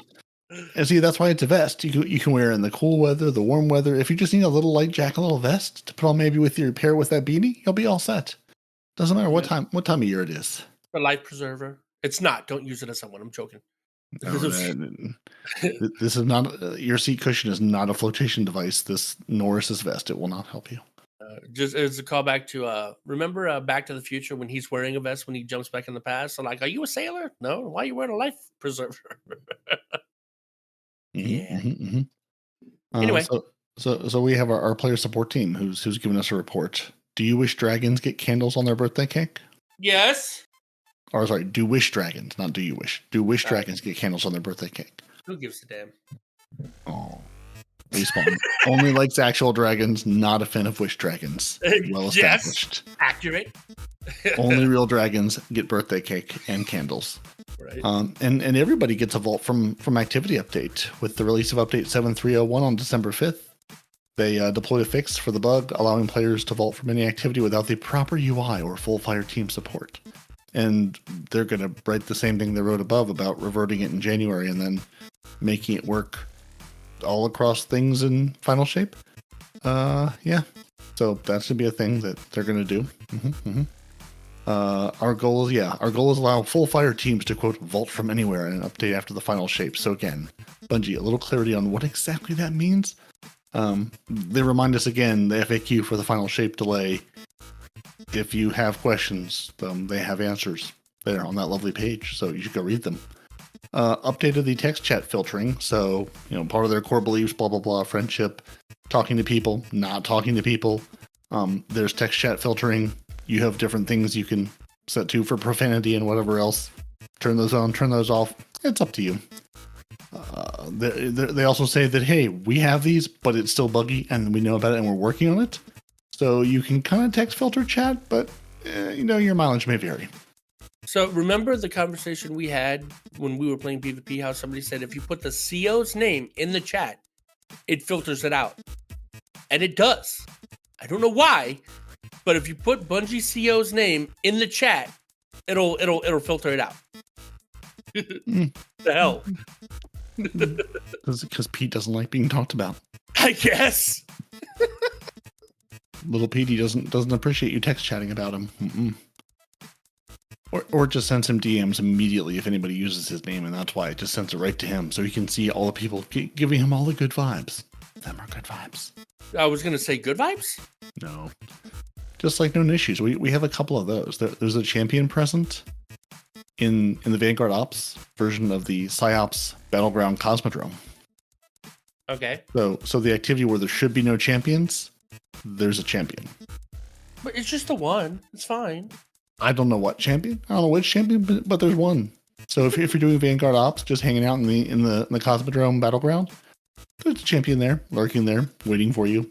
Just hanging out. He decided it'd be funny. Living his best life. Leave him be. Yeah. If you're, for some reason, running around with the active Nova Warp Super, you're unable to gain health from Devour. so you can Devour, and it does you no good. So you're devouring, not gaining any health. Isn't that like one of the best parts of that super? Like, who's to say? If you're trying to complete the PsyOps Battleground and the Vanguard Ops playlist, the one with the secret secret champion, players not receiving chest rewards when you complete the activity. Oh, lovely. You open the chest and nothing happens. Players that are on the Polysemi activity step of the seasonal quest cannot launch or join the activity with players that have already completed it. Yep, experience that one. Yeah, so apparently it's not meant to be a solo activity, but it's a solo activity, so enjoy. That's the first mission, isn't it, that you have to kind of do. After after doing the coil and everything, it goes, go and do this one, and if people have already done it, they can't come and join you. You have to wait outside patiently. Yep. You get to suffer while your friend goes and plays that, and then you go do the thing you're trying to do. Yeah. An update nobody will notice: the Gambit Legacy Armor chest piece costs legendary shards instead of glimmer. No one is aware of this. Healing rifts can stop healing players after an overshield is applied. So healing rifts not really living up to their name. Some menu items in the Fireteam Finder can sometimes appear blank. Yes, it can. The exotic catalyst quest for Dragon's Breath is not progressing in seasonal activities as expected. What? What do you mean? Mine's done. I have it on my Dragon's Breath. What do you mean? Well, you're not affected then, are you, silly? Well, it's not progressing as expected in the seasonal activities. So maybe you could have gotten it done quicker. Maybe you could have gotten it done slower. But something is not progressing like it should if you're playing seasonal activities. Right, so good job. The Scorching Wish perk can cause players to deal continuous damage to themselves. So that Scorching Wish, be careful what you wish for. Activity checkpoints, not always saved when returning to orbit in Fireteam Finder activities. So you may have found your fire team, you may have gotten part of the way through something, and now you have to start it all over again. Oh, they did say they're working on that one, though. They did. Certain triumphs in Warlord's Ruin are giving incorrect rewards. Players who have completed these triumphs will be granted the appropriate rewards in a future update. The Tier 4 of the Blind Well are granting less progress to the City a Wish built upon seasonal challenge than lower tiers. Explains why it took so long. Yeah, agreed. Some Fireteam Finder text is not visible in languages other than English, and the Gunsmith engrams are not displayed in the engram tracker. You have some number of them. Visit the Gunsmith to find out how many. Oh, Lord. So those are the things we'll tell you about. There's many other things that, are out there in the game that they're not going to tell you about. Mm-hmm. And they did fix a good number of things this week. We got two separate updates. There you go. So on Tuesday, we got update 7301, which gave us delayed sound effects in Crucible while depositing crests at high-value beacons. No longer an issue because that game mode no longer exists. Fixed an issue where the score-to-win value was incorrect, and an issue where players were unable to revive themselves during revive-enabled modes. So if you're playing Crucible, and you should be able to revive yourself now when you can. If you went to the tower, they fixed an issue causing players to spawn outside the playable areas in the tower hangar, preventing access to the rest of the tower. And an issue where inspecting items in the Eververse store could cause the game to crash. Rota's End, they fixed an issue where players were unable to complete the All for One challenge. In Riven's Lair, there was an issue fixed where the first player to interact with the end chest reward was receiving a loot, and nobody else was. Fixed an issue where the encounter would also not properly progress after dispatching the Ward Weavers. They fixed a rare issue when transferring between areas could cause your game to crash, just generally out in the world. Your game could just crash when you move between places. They fixed an issue where player help messages were not properly displaying in the New Light introduction. So, welcome players, here's your New Light experience. Figure it out for yourself. Fireteam Finder, they fixed an issue where player details were not displaying while in the waiting room, where emojis were not working properly on consoles, where listing details and leader info just did not appear in search. And the Fireteam Finder was active for players that did not have PlayStation Plus. So, it's a beta thing. They're working on it. Yeah. Fixed an issue where using arc, kinetic, and strand weapon surge mods would occasionally cause errors. Fixed an issue where the Monte Carlo was not granting your full melee charge on its Monte Carlo method activation when the player had certain melee mods equipped. They fixed an issue where descriptions of deconstruct and enhanced deconstruct were missing information between the two. You don't say. I do say. I also say they fixed an issue where the fully charged Nova Warp could stop moving objects. And, basically anything moving stopped working, which I think Cheese Forever put videos out on. Or anything animated moving in the game, you could just stop by Nova Warping it. The points awarded for non-seasonal objectives and points shown in the progress bar were inconsistent for Guardian Rank 8. Now they are presumably consistent. And fixed an issue where throwing strand tangles at specific oracles could cause the game to crash. And where viewing player details with invalid characters could cause the game to crash. So those are all fixed. And then 2 days later, on the 7th, so Thursday, we got a smaller little baby update, 7302. Which upset Respawn because he wasn't sure why nobody had told him the game was going down. Oh, well. It was a Wednesday. Why would it? Thursday. It was Thursday. Yeah. Well, I'll tell you why. Because they had to fix an issue where the Dragon's Bite artifact was unintentionally working in PvP. They had to fix an issue where loot was not dropping for all players at the end of Riven's Lair playlist activities. That's okay with that. And you needed to interact with the chest at the end to earn their rewards. They did fix that issue where Destiny 2 would crash when returning to orbit from the Warlord's Ruin dungeon. The Blind Well rewards had a better chance at dropping Dreaming City weapons. The Undercurrent Legendary Grenade Launcher was showing incorrect perks in collections. Devour, that thing about Devour not restoring players' health in an active super. Yeah, fix that one too. And some Ghost mods were missing their icon. So this was primarily around fixing the game crashing when going to orbit from Warlord's Ruin. So yeah, got that one this week, and surprise respawn, which is why, it's important to tell when your game is down. Only there was a way. Right. This is your weekly rundown of Season 23, Week 3, Season of the Wish. The Dreaming City this week is at a medium curse level, which means Petrovenge can be found in the Devilian Mist, and has the Oracle Engine mission for the next week. The Blind World features Hive enemies and the Plague, Kregar. The Ascendant challenge this week will be the Chimera Garrison, which can be located over in the Chamber of Starlight Lost sector. On the Moon, the weekly story mission is a mysterious disturbance. The Trove Guardian is located in the Anchor of Light, while the Wandering Nightmare is the Fallen Council in Archer's Line. Nightmare hunts Fogoth, Fear, Korota, Despair, and the Fanatic Insanity. On Europa this week, Phylax the Warrior will be the Empire Hunt, Asterian's Abyss will be the Eclipse Zone, and the Exo Challenge will be Agility. Dares of Eternity legendary rounds are Taken, Cabal, and Zydron. The Scatterhorn armor set and the Perfectus armor set will be available in Dares of Eternity with Weapon Set 2. Scathelock, Extraordinary Rendition, Blast Attacks, Threaded Needle, Code Duello, Imperial Needle, Far Future, Honor's Edge, Distant Tumulus, Interference 6, Shepherd's Watch, and Annual Skate. The Witch Queen weekly story mission is The Last Chance, Altar of Reflection's Choice, and Altar of Reflection's Pact. The Lightfall weekly mission is Downfall, the Partition mission will be Ordnance, and the Vex incursion this week will be Umshire Park. The Korota's End Raid challenge this week is the first encounter Enter the Abyss, called Conservation of Energy.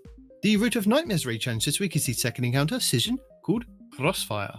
The Kingsfall raid challenge this week is the fifth encounter Oryx, called Hands Off. The Vow the Disciple challenge this week is the third encounter, the Upender, called Defenses Down. The Vault of Glass challenge this week is the first encounter, Confluxes, called Wait For It. The Garden of Salvation challenge this week is the first encounter, Embrace, called To the Top. And the Last Wish challenge this week is the fifth encounter, Riven, called Strength of Memory. The Pinnacle raid will be the Deepstone Crypt over on Europa, which means all challenges will be available for each encounter, with the exotic rocket launcher Eyes of Tomorrow being farmable from the final boss.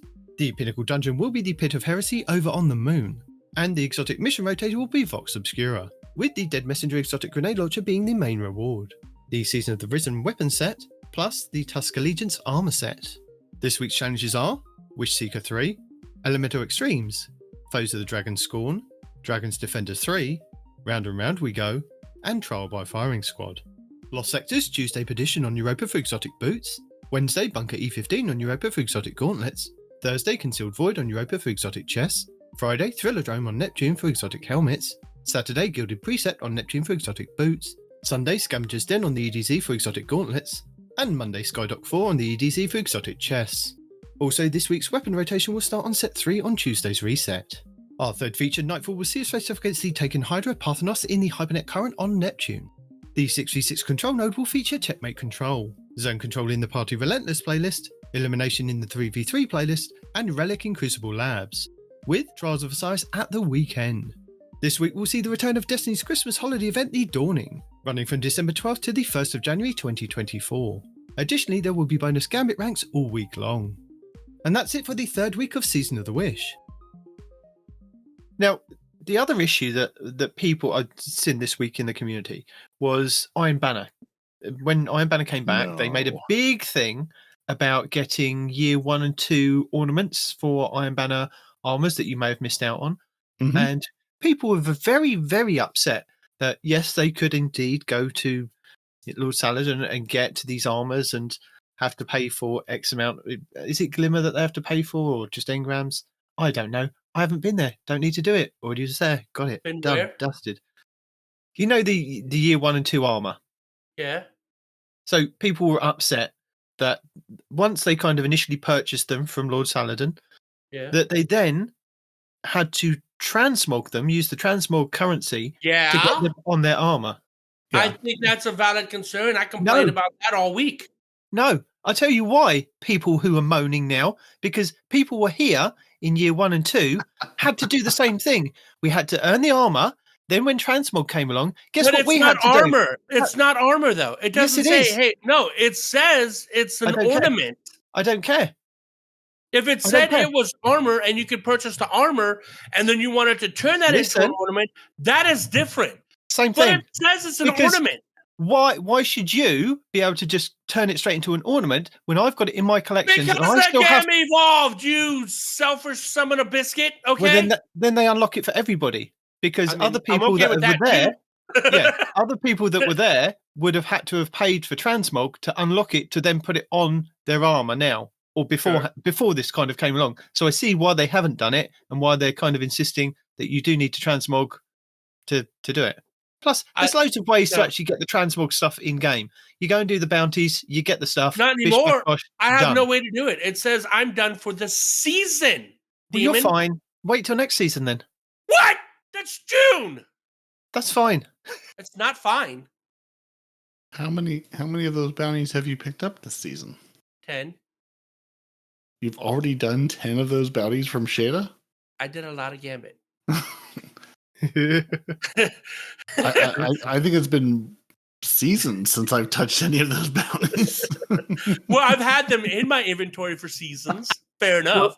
Well, I pick up the main ones, and then as I'm playing through the main things, I will get them done. And then when I see that I've completed one, I'll go back and pick up another one. It's mainly Crucible because I normally get them done during Iron Banner. They're very quick. So yeah. I don't think I spent any of that. I think just this season I finally spent some more of the currencies again at all. I thought I was going. I have what I need. I don't need that many. I thought I was done for like the week or whatever. Because when me and Micah, I'm sorry, whoever plays with me, guys, I'm so sorry.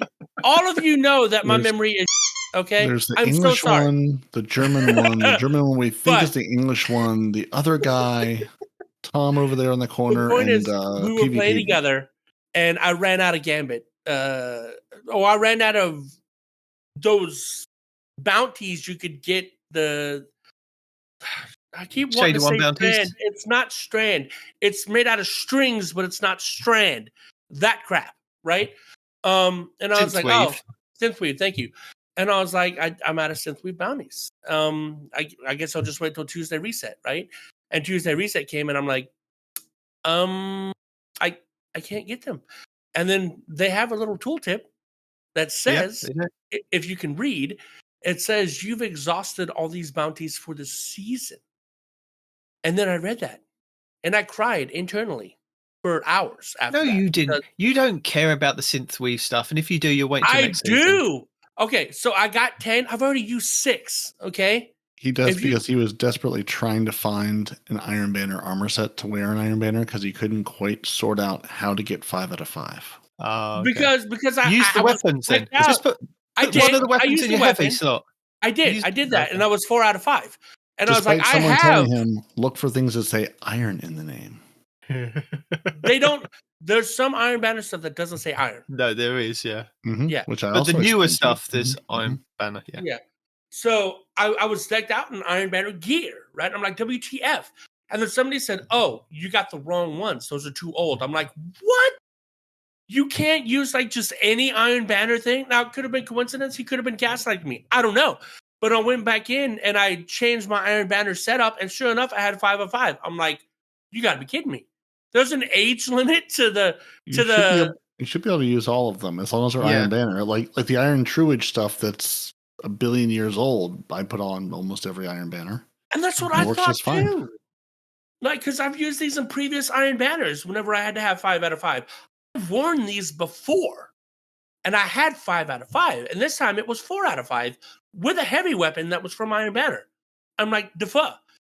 So I swapped 2 of my Iron Banners for 2 other Iron Banners, the ones that had like the flames on them. And then I had 5 out of 5. I'm like, you got to be kidding me. So maybe those particular ones I had were bugged. I don't know. Maybe my game was bugged. I don't know. Maybe I was being gaslit. But what I do know is I had to spend Synthweave to get 2 more Iron Banner stuff before I was 5 out of 5. Oh. Shut up. Well, anyway, yeah. So, I can't get any more for the season. Don't you on me. I have 4 left until June. Okay? People, including Respawn, have been moaning about it. But unless they unlock it for everybody, it's not really fair. So deal with it. That's what I say. If you spend the engrams to unlock it, you've unlocked it. Nope. That's what's fair. No, because if I played the game when it first came out and I got the armor pieces and they're not unlocked to be used as ornaments, then why should yours ones be? You've just unlocked the ability now to turn them into ornaments or put them on your stuff. Because it was how they were labeled. If they would have been labeled as armor, I wouldn't be complaining. No, they told you. No, they told you the correct thing. They told you there'd be a chance for you to go and collect old Iron Banner armor. They didn't say you'll automatically be able to place it straight on your armor now. But in the thing, no buts. It calls it ornaments. And an ornament is different from armor. Don't care. You still have to purchase a synthweave on most of the armor now. So there you go. Bish bash bosh. Bish bash bosh. And I'm just going to throw a couple of things out there. For next week, the 19th of December, we've got 2 big things coming. So, number 1, we have the GMs arriving just before Christmas. Nice. So, exciting stuff for GMs. So, normally when they have the GMs first appear, it's normally double XP in the Vanguard playlist and double loot drops. So, just be on the lookout for that. But the other thing that's going to be rearing its head is we've got an exotic mission. Ooh. It's called Starcrossed. So if you don't want to hear any more from that, turn off now. Because all it's going to be is me telling you some videos and Peroty saying thank you and goodbye. You ready? Thank you 5, and goodbye. 4, 3, 2. So we are getting Starcrossed. Now this is a mission to get an exotic bow. There's another bow. It's called Wishkeeper. It's a combat bow. It's a strand one. It's primary, and it's craftable. Is this our first strand bow? That's a lot of words. That's a lot of words you said to me, none of which are exciting. Yeah, no, craftable. I get that. Shut up. Is this the first strand bow? You can use that word too. I think it's the first exotic strand bow. No, I think it's straight up the first strand bow. I'm pretty sure. That's what I'm asking. Is this the fancy strand bow they showed us in the trailer? I think it is, with all the strings on it. Yes. I'm just having because I'm sure I've got another bow that has got. No, there you go. Vengeful Whisper. It's a strand precision bow. I sit corrected. There you go. I knew I'd seen one. So the Wishkeeper has a base impact of 76, accuracy of 67, stability of 47, handling of 54, reload speed of 40, aim assist of 70, zoom of 18, and airborne effectiveness of 14. The recoil direction of 80, draw time at 684. Okay. It can roll with Enduring Snare Refit. So Snare Weave traps longer. We have Multi-Thread Snare Refit. Snare Weave traps can support more targets. Vorpal Weapon and Hatchling. So they all can be crafted. And it has Silkbound Slayer. This weapon deals bonus damage to suspended targets, gain faster draw time for a short duration when you suspend a target from any source or damage a suspended target with this weapon. And the Snare Weave, its precision hits and final blows build energy towards the Snare Weave arrows that can be fired from the hip. On impact, Snare Weave arrows can create patterns of traps that suspend nearby targets. I think that's going to replace the Wish Ender. Because right now, one of the best strand builds, at least on a hunter, listen, hear me out. Yeah. It involves you suspending an enemy, and then the damage from the Wish Ender helps you get that grenade back faster to suspend them again. But if this bow is just going to give you the ability to trap targets, then you don't need the Wish Ender, because this bow is going to let you suspend a lot of things without having to worry about the extra damage that the Wish Ender is going to give you. Does that bow kill anti-barrier champions? We have other anti-barrier stuff in the game. But why? And as long as the anti-barrier champion is suspended, they don't put up the barrier. So you don't need it to kill anti-barrier champions. You just suspend them. So there's that argument out the window. Mm-hmm. The only champions that can do something while they're suspended are the overload, the ones that heal. Those guys will heal while suspended if you don't tag them with an overload weapon again, sure enough. But anti-barrier and unstoppable, if you suspend them, they're done. You're spoiling the fact that we're getting another exotic mission and it's going to give us a bow. I'm not spoiling it. I'm saying that the bow is going to be very useful, I think, in at the very least hunter strand builds. I don't know about your classes, but for a hunter strand build, that's going to be a great update. I'm not discouraging. I'm not taking away from it. Don't you discourage it. To it. Okay.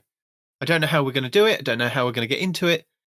but it's going to be that week just before Christmas, the 19th. So have a look out for that because, yeah. So I think it's going to be along the same lines as what we've had with other exotic missions that once they're kind of in the game, they'll be put into that rotation of like Vox Obscura, Presage.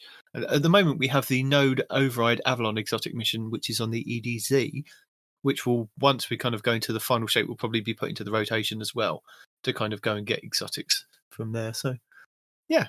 So this is a nice new thing for Christmas, a nice little present. So, yeah. Cool. Did you know that in the Presage mission, No, I didn't. Presage. Thank you. That mission, you can go in there and you can repeatedly farm it for red borders from there. It's not weekly anymore. You can go in there and just keep getting red bars. Yeah. You can, yeah. I didn't know that until I was dragged through it this week and we maxed out my Dead Man sale. I was like, that's pretty cool. That is cool. Yeah. Just so you know. So I've got some videos for you to check out this week before we say adieu. So do I. Do you? Good. I do. I posted them in the show notes. Okay, well, you can talk about them. Do you want to go first? Sure, I've only got two. Go on. So one of them is from Cool Guy, right? It's from Cool Guy, and it's about a bow, right? Oh. I know it's. Oh no, it's a bow. What are we gonna do? Oh, that's playing in my ear. I don't want that in my ear. Stop paying attention. That's what we're gonna do. But no, it's good because this bow is the only bow in the game to roll with disruption break, right? So for you PvP players out there, with this bow, you one-shot somebody, it pops their shield, and you can clean up with...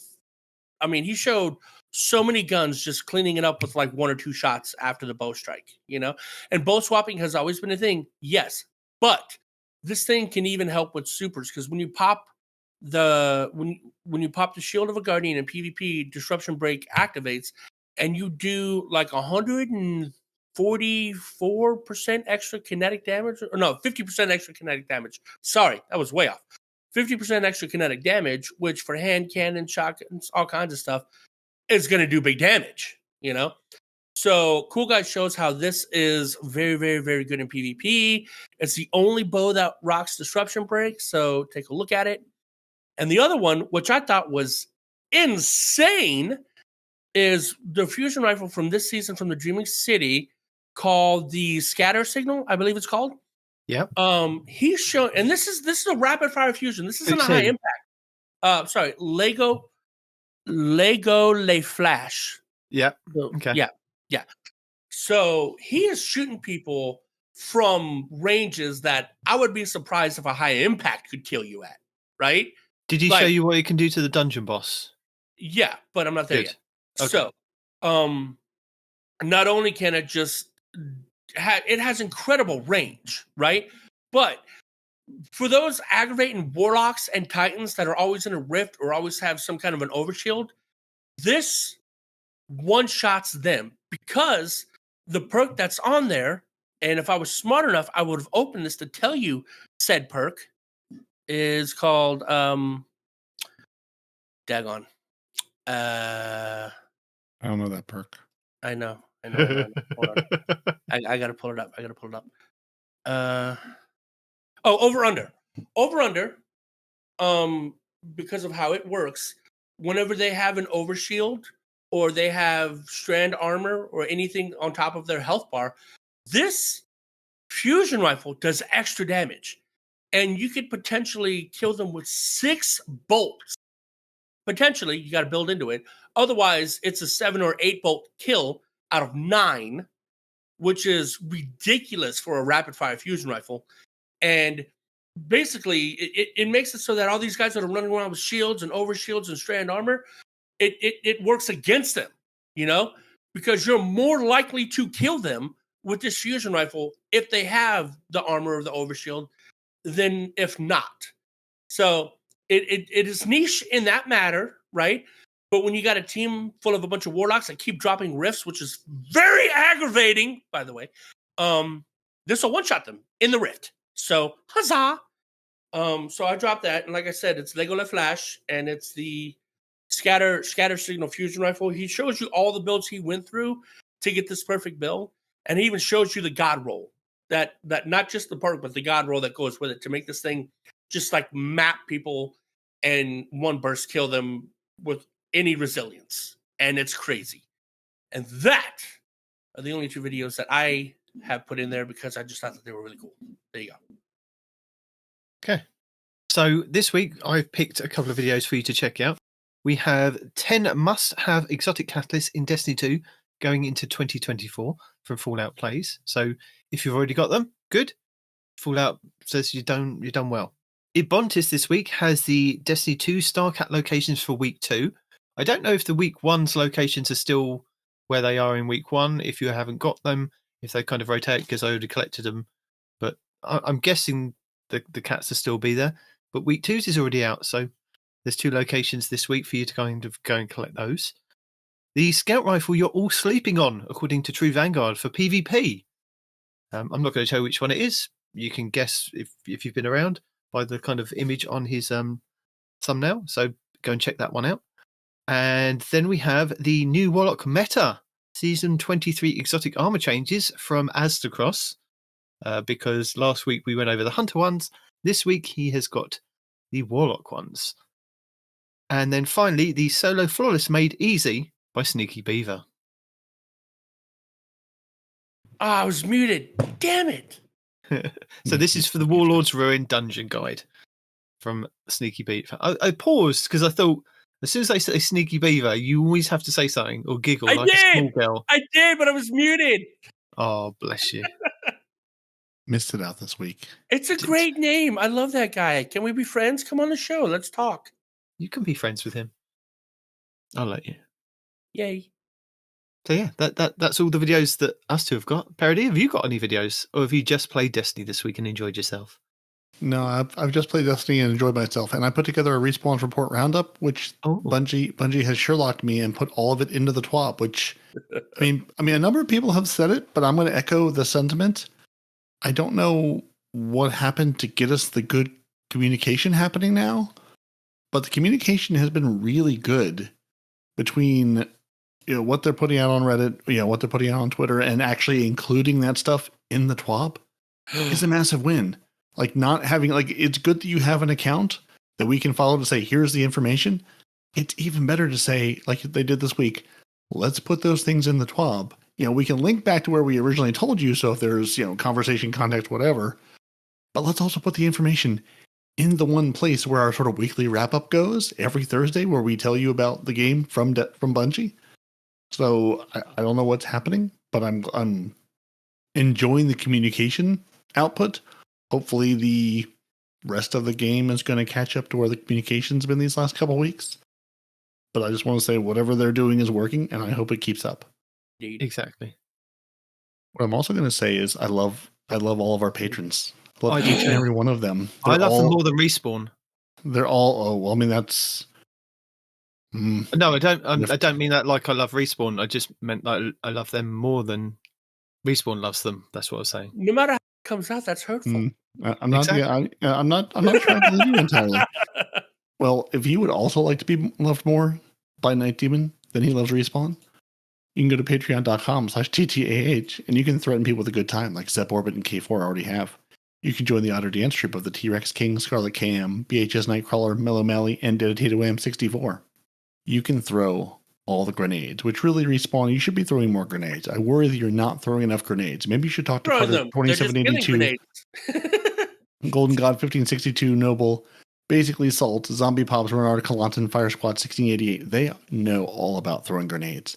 And Deacon, we wish our best to and hope that she recovers quickly so she can get back to honing the greatest German Brit you've ever met in your life, Dimly, Gravy Jeff, and PP Pipe, to be the pinnacle raid team they can be.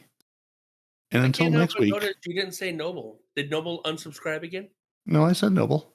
Did you? I sure did. Right between Golden God and basically Salt. Win Noble. Yeah. I'm sorry. I go between Win Noble and Noble because I know him as Noble.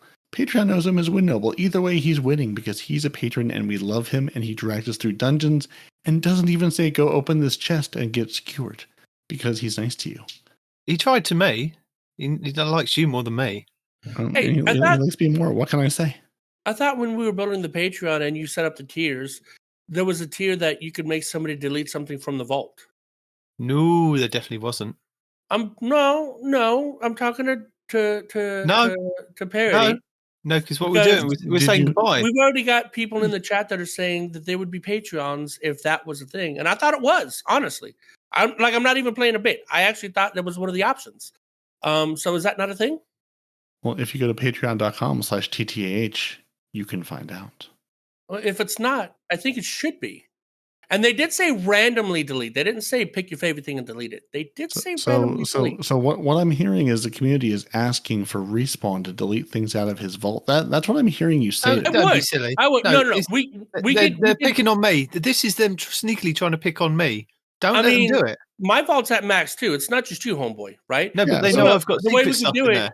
The way we could do it is once however long, right? That's what I'm hearing is Respawn needs to delete things out of his vault. That's what I'm hearing you tell me. That's true. I get that. But what I'm saying is like let's say I have 599 slots taken, right?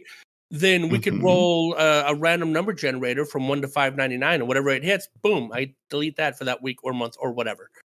You know? And if we're feeling really froggy, maybe the number of Patreons is how many rolls we have to do in that tier. Stop giving ideas about deleting stuff. No, I like this. Even though I would also suffer from it, I get that. But I like where this is going. You wouldn't suffer as bad as me. Now stop it. I have almost everything in my vault is a one-off. I would absolutely be losing something I can't get back. Maybe we should be talking to Sweaty Spooks and tie it into the game that they play of randomly delete something every episode. No, we don't. We do that every episode? Yeah, every episode. Well, I don't know about that. They don't require you to delete. Yeah, but they use the dim random loadout generator to throw a loadout on, and then basically pick a random number 1 through 3 to say is it which slot is it you're deleting. They don't require you to delete it, but good times. Something to think about for the future. Maybe we'll have to do some special episodes of the show for our lovely patrons where they can enjoy our terror and pain. Mm-hmm. But until then, I think I'm going to say thank you for joining us, because your Titans are Peroty and Night Demon, your hunters, no one respawns in real life. You should email the show at twotitansandahunter@hotmail.com, and we're on YouTube, Twitter, Instagram, Facebook, everywhere you want to be.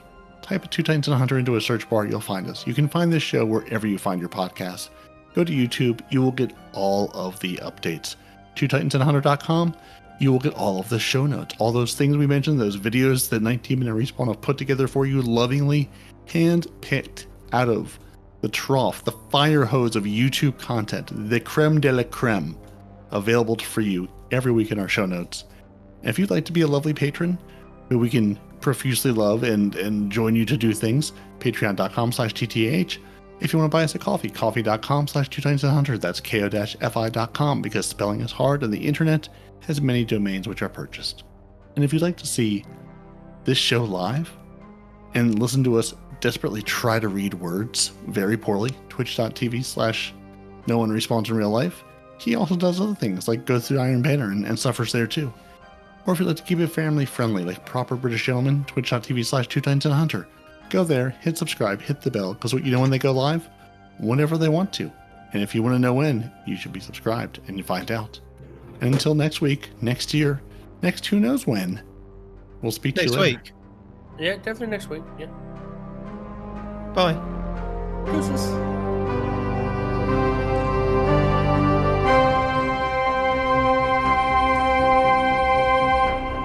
Two Titans and a Hunter, a Destiny 2 podcast.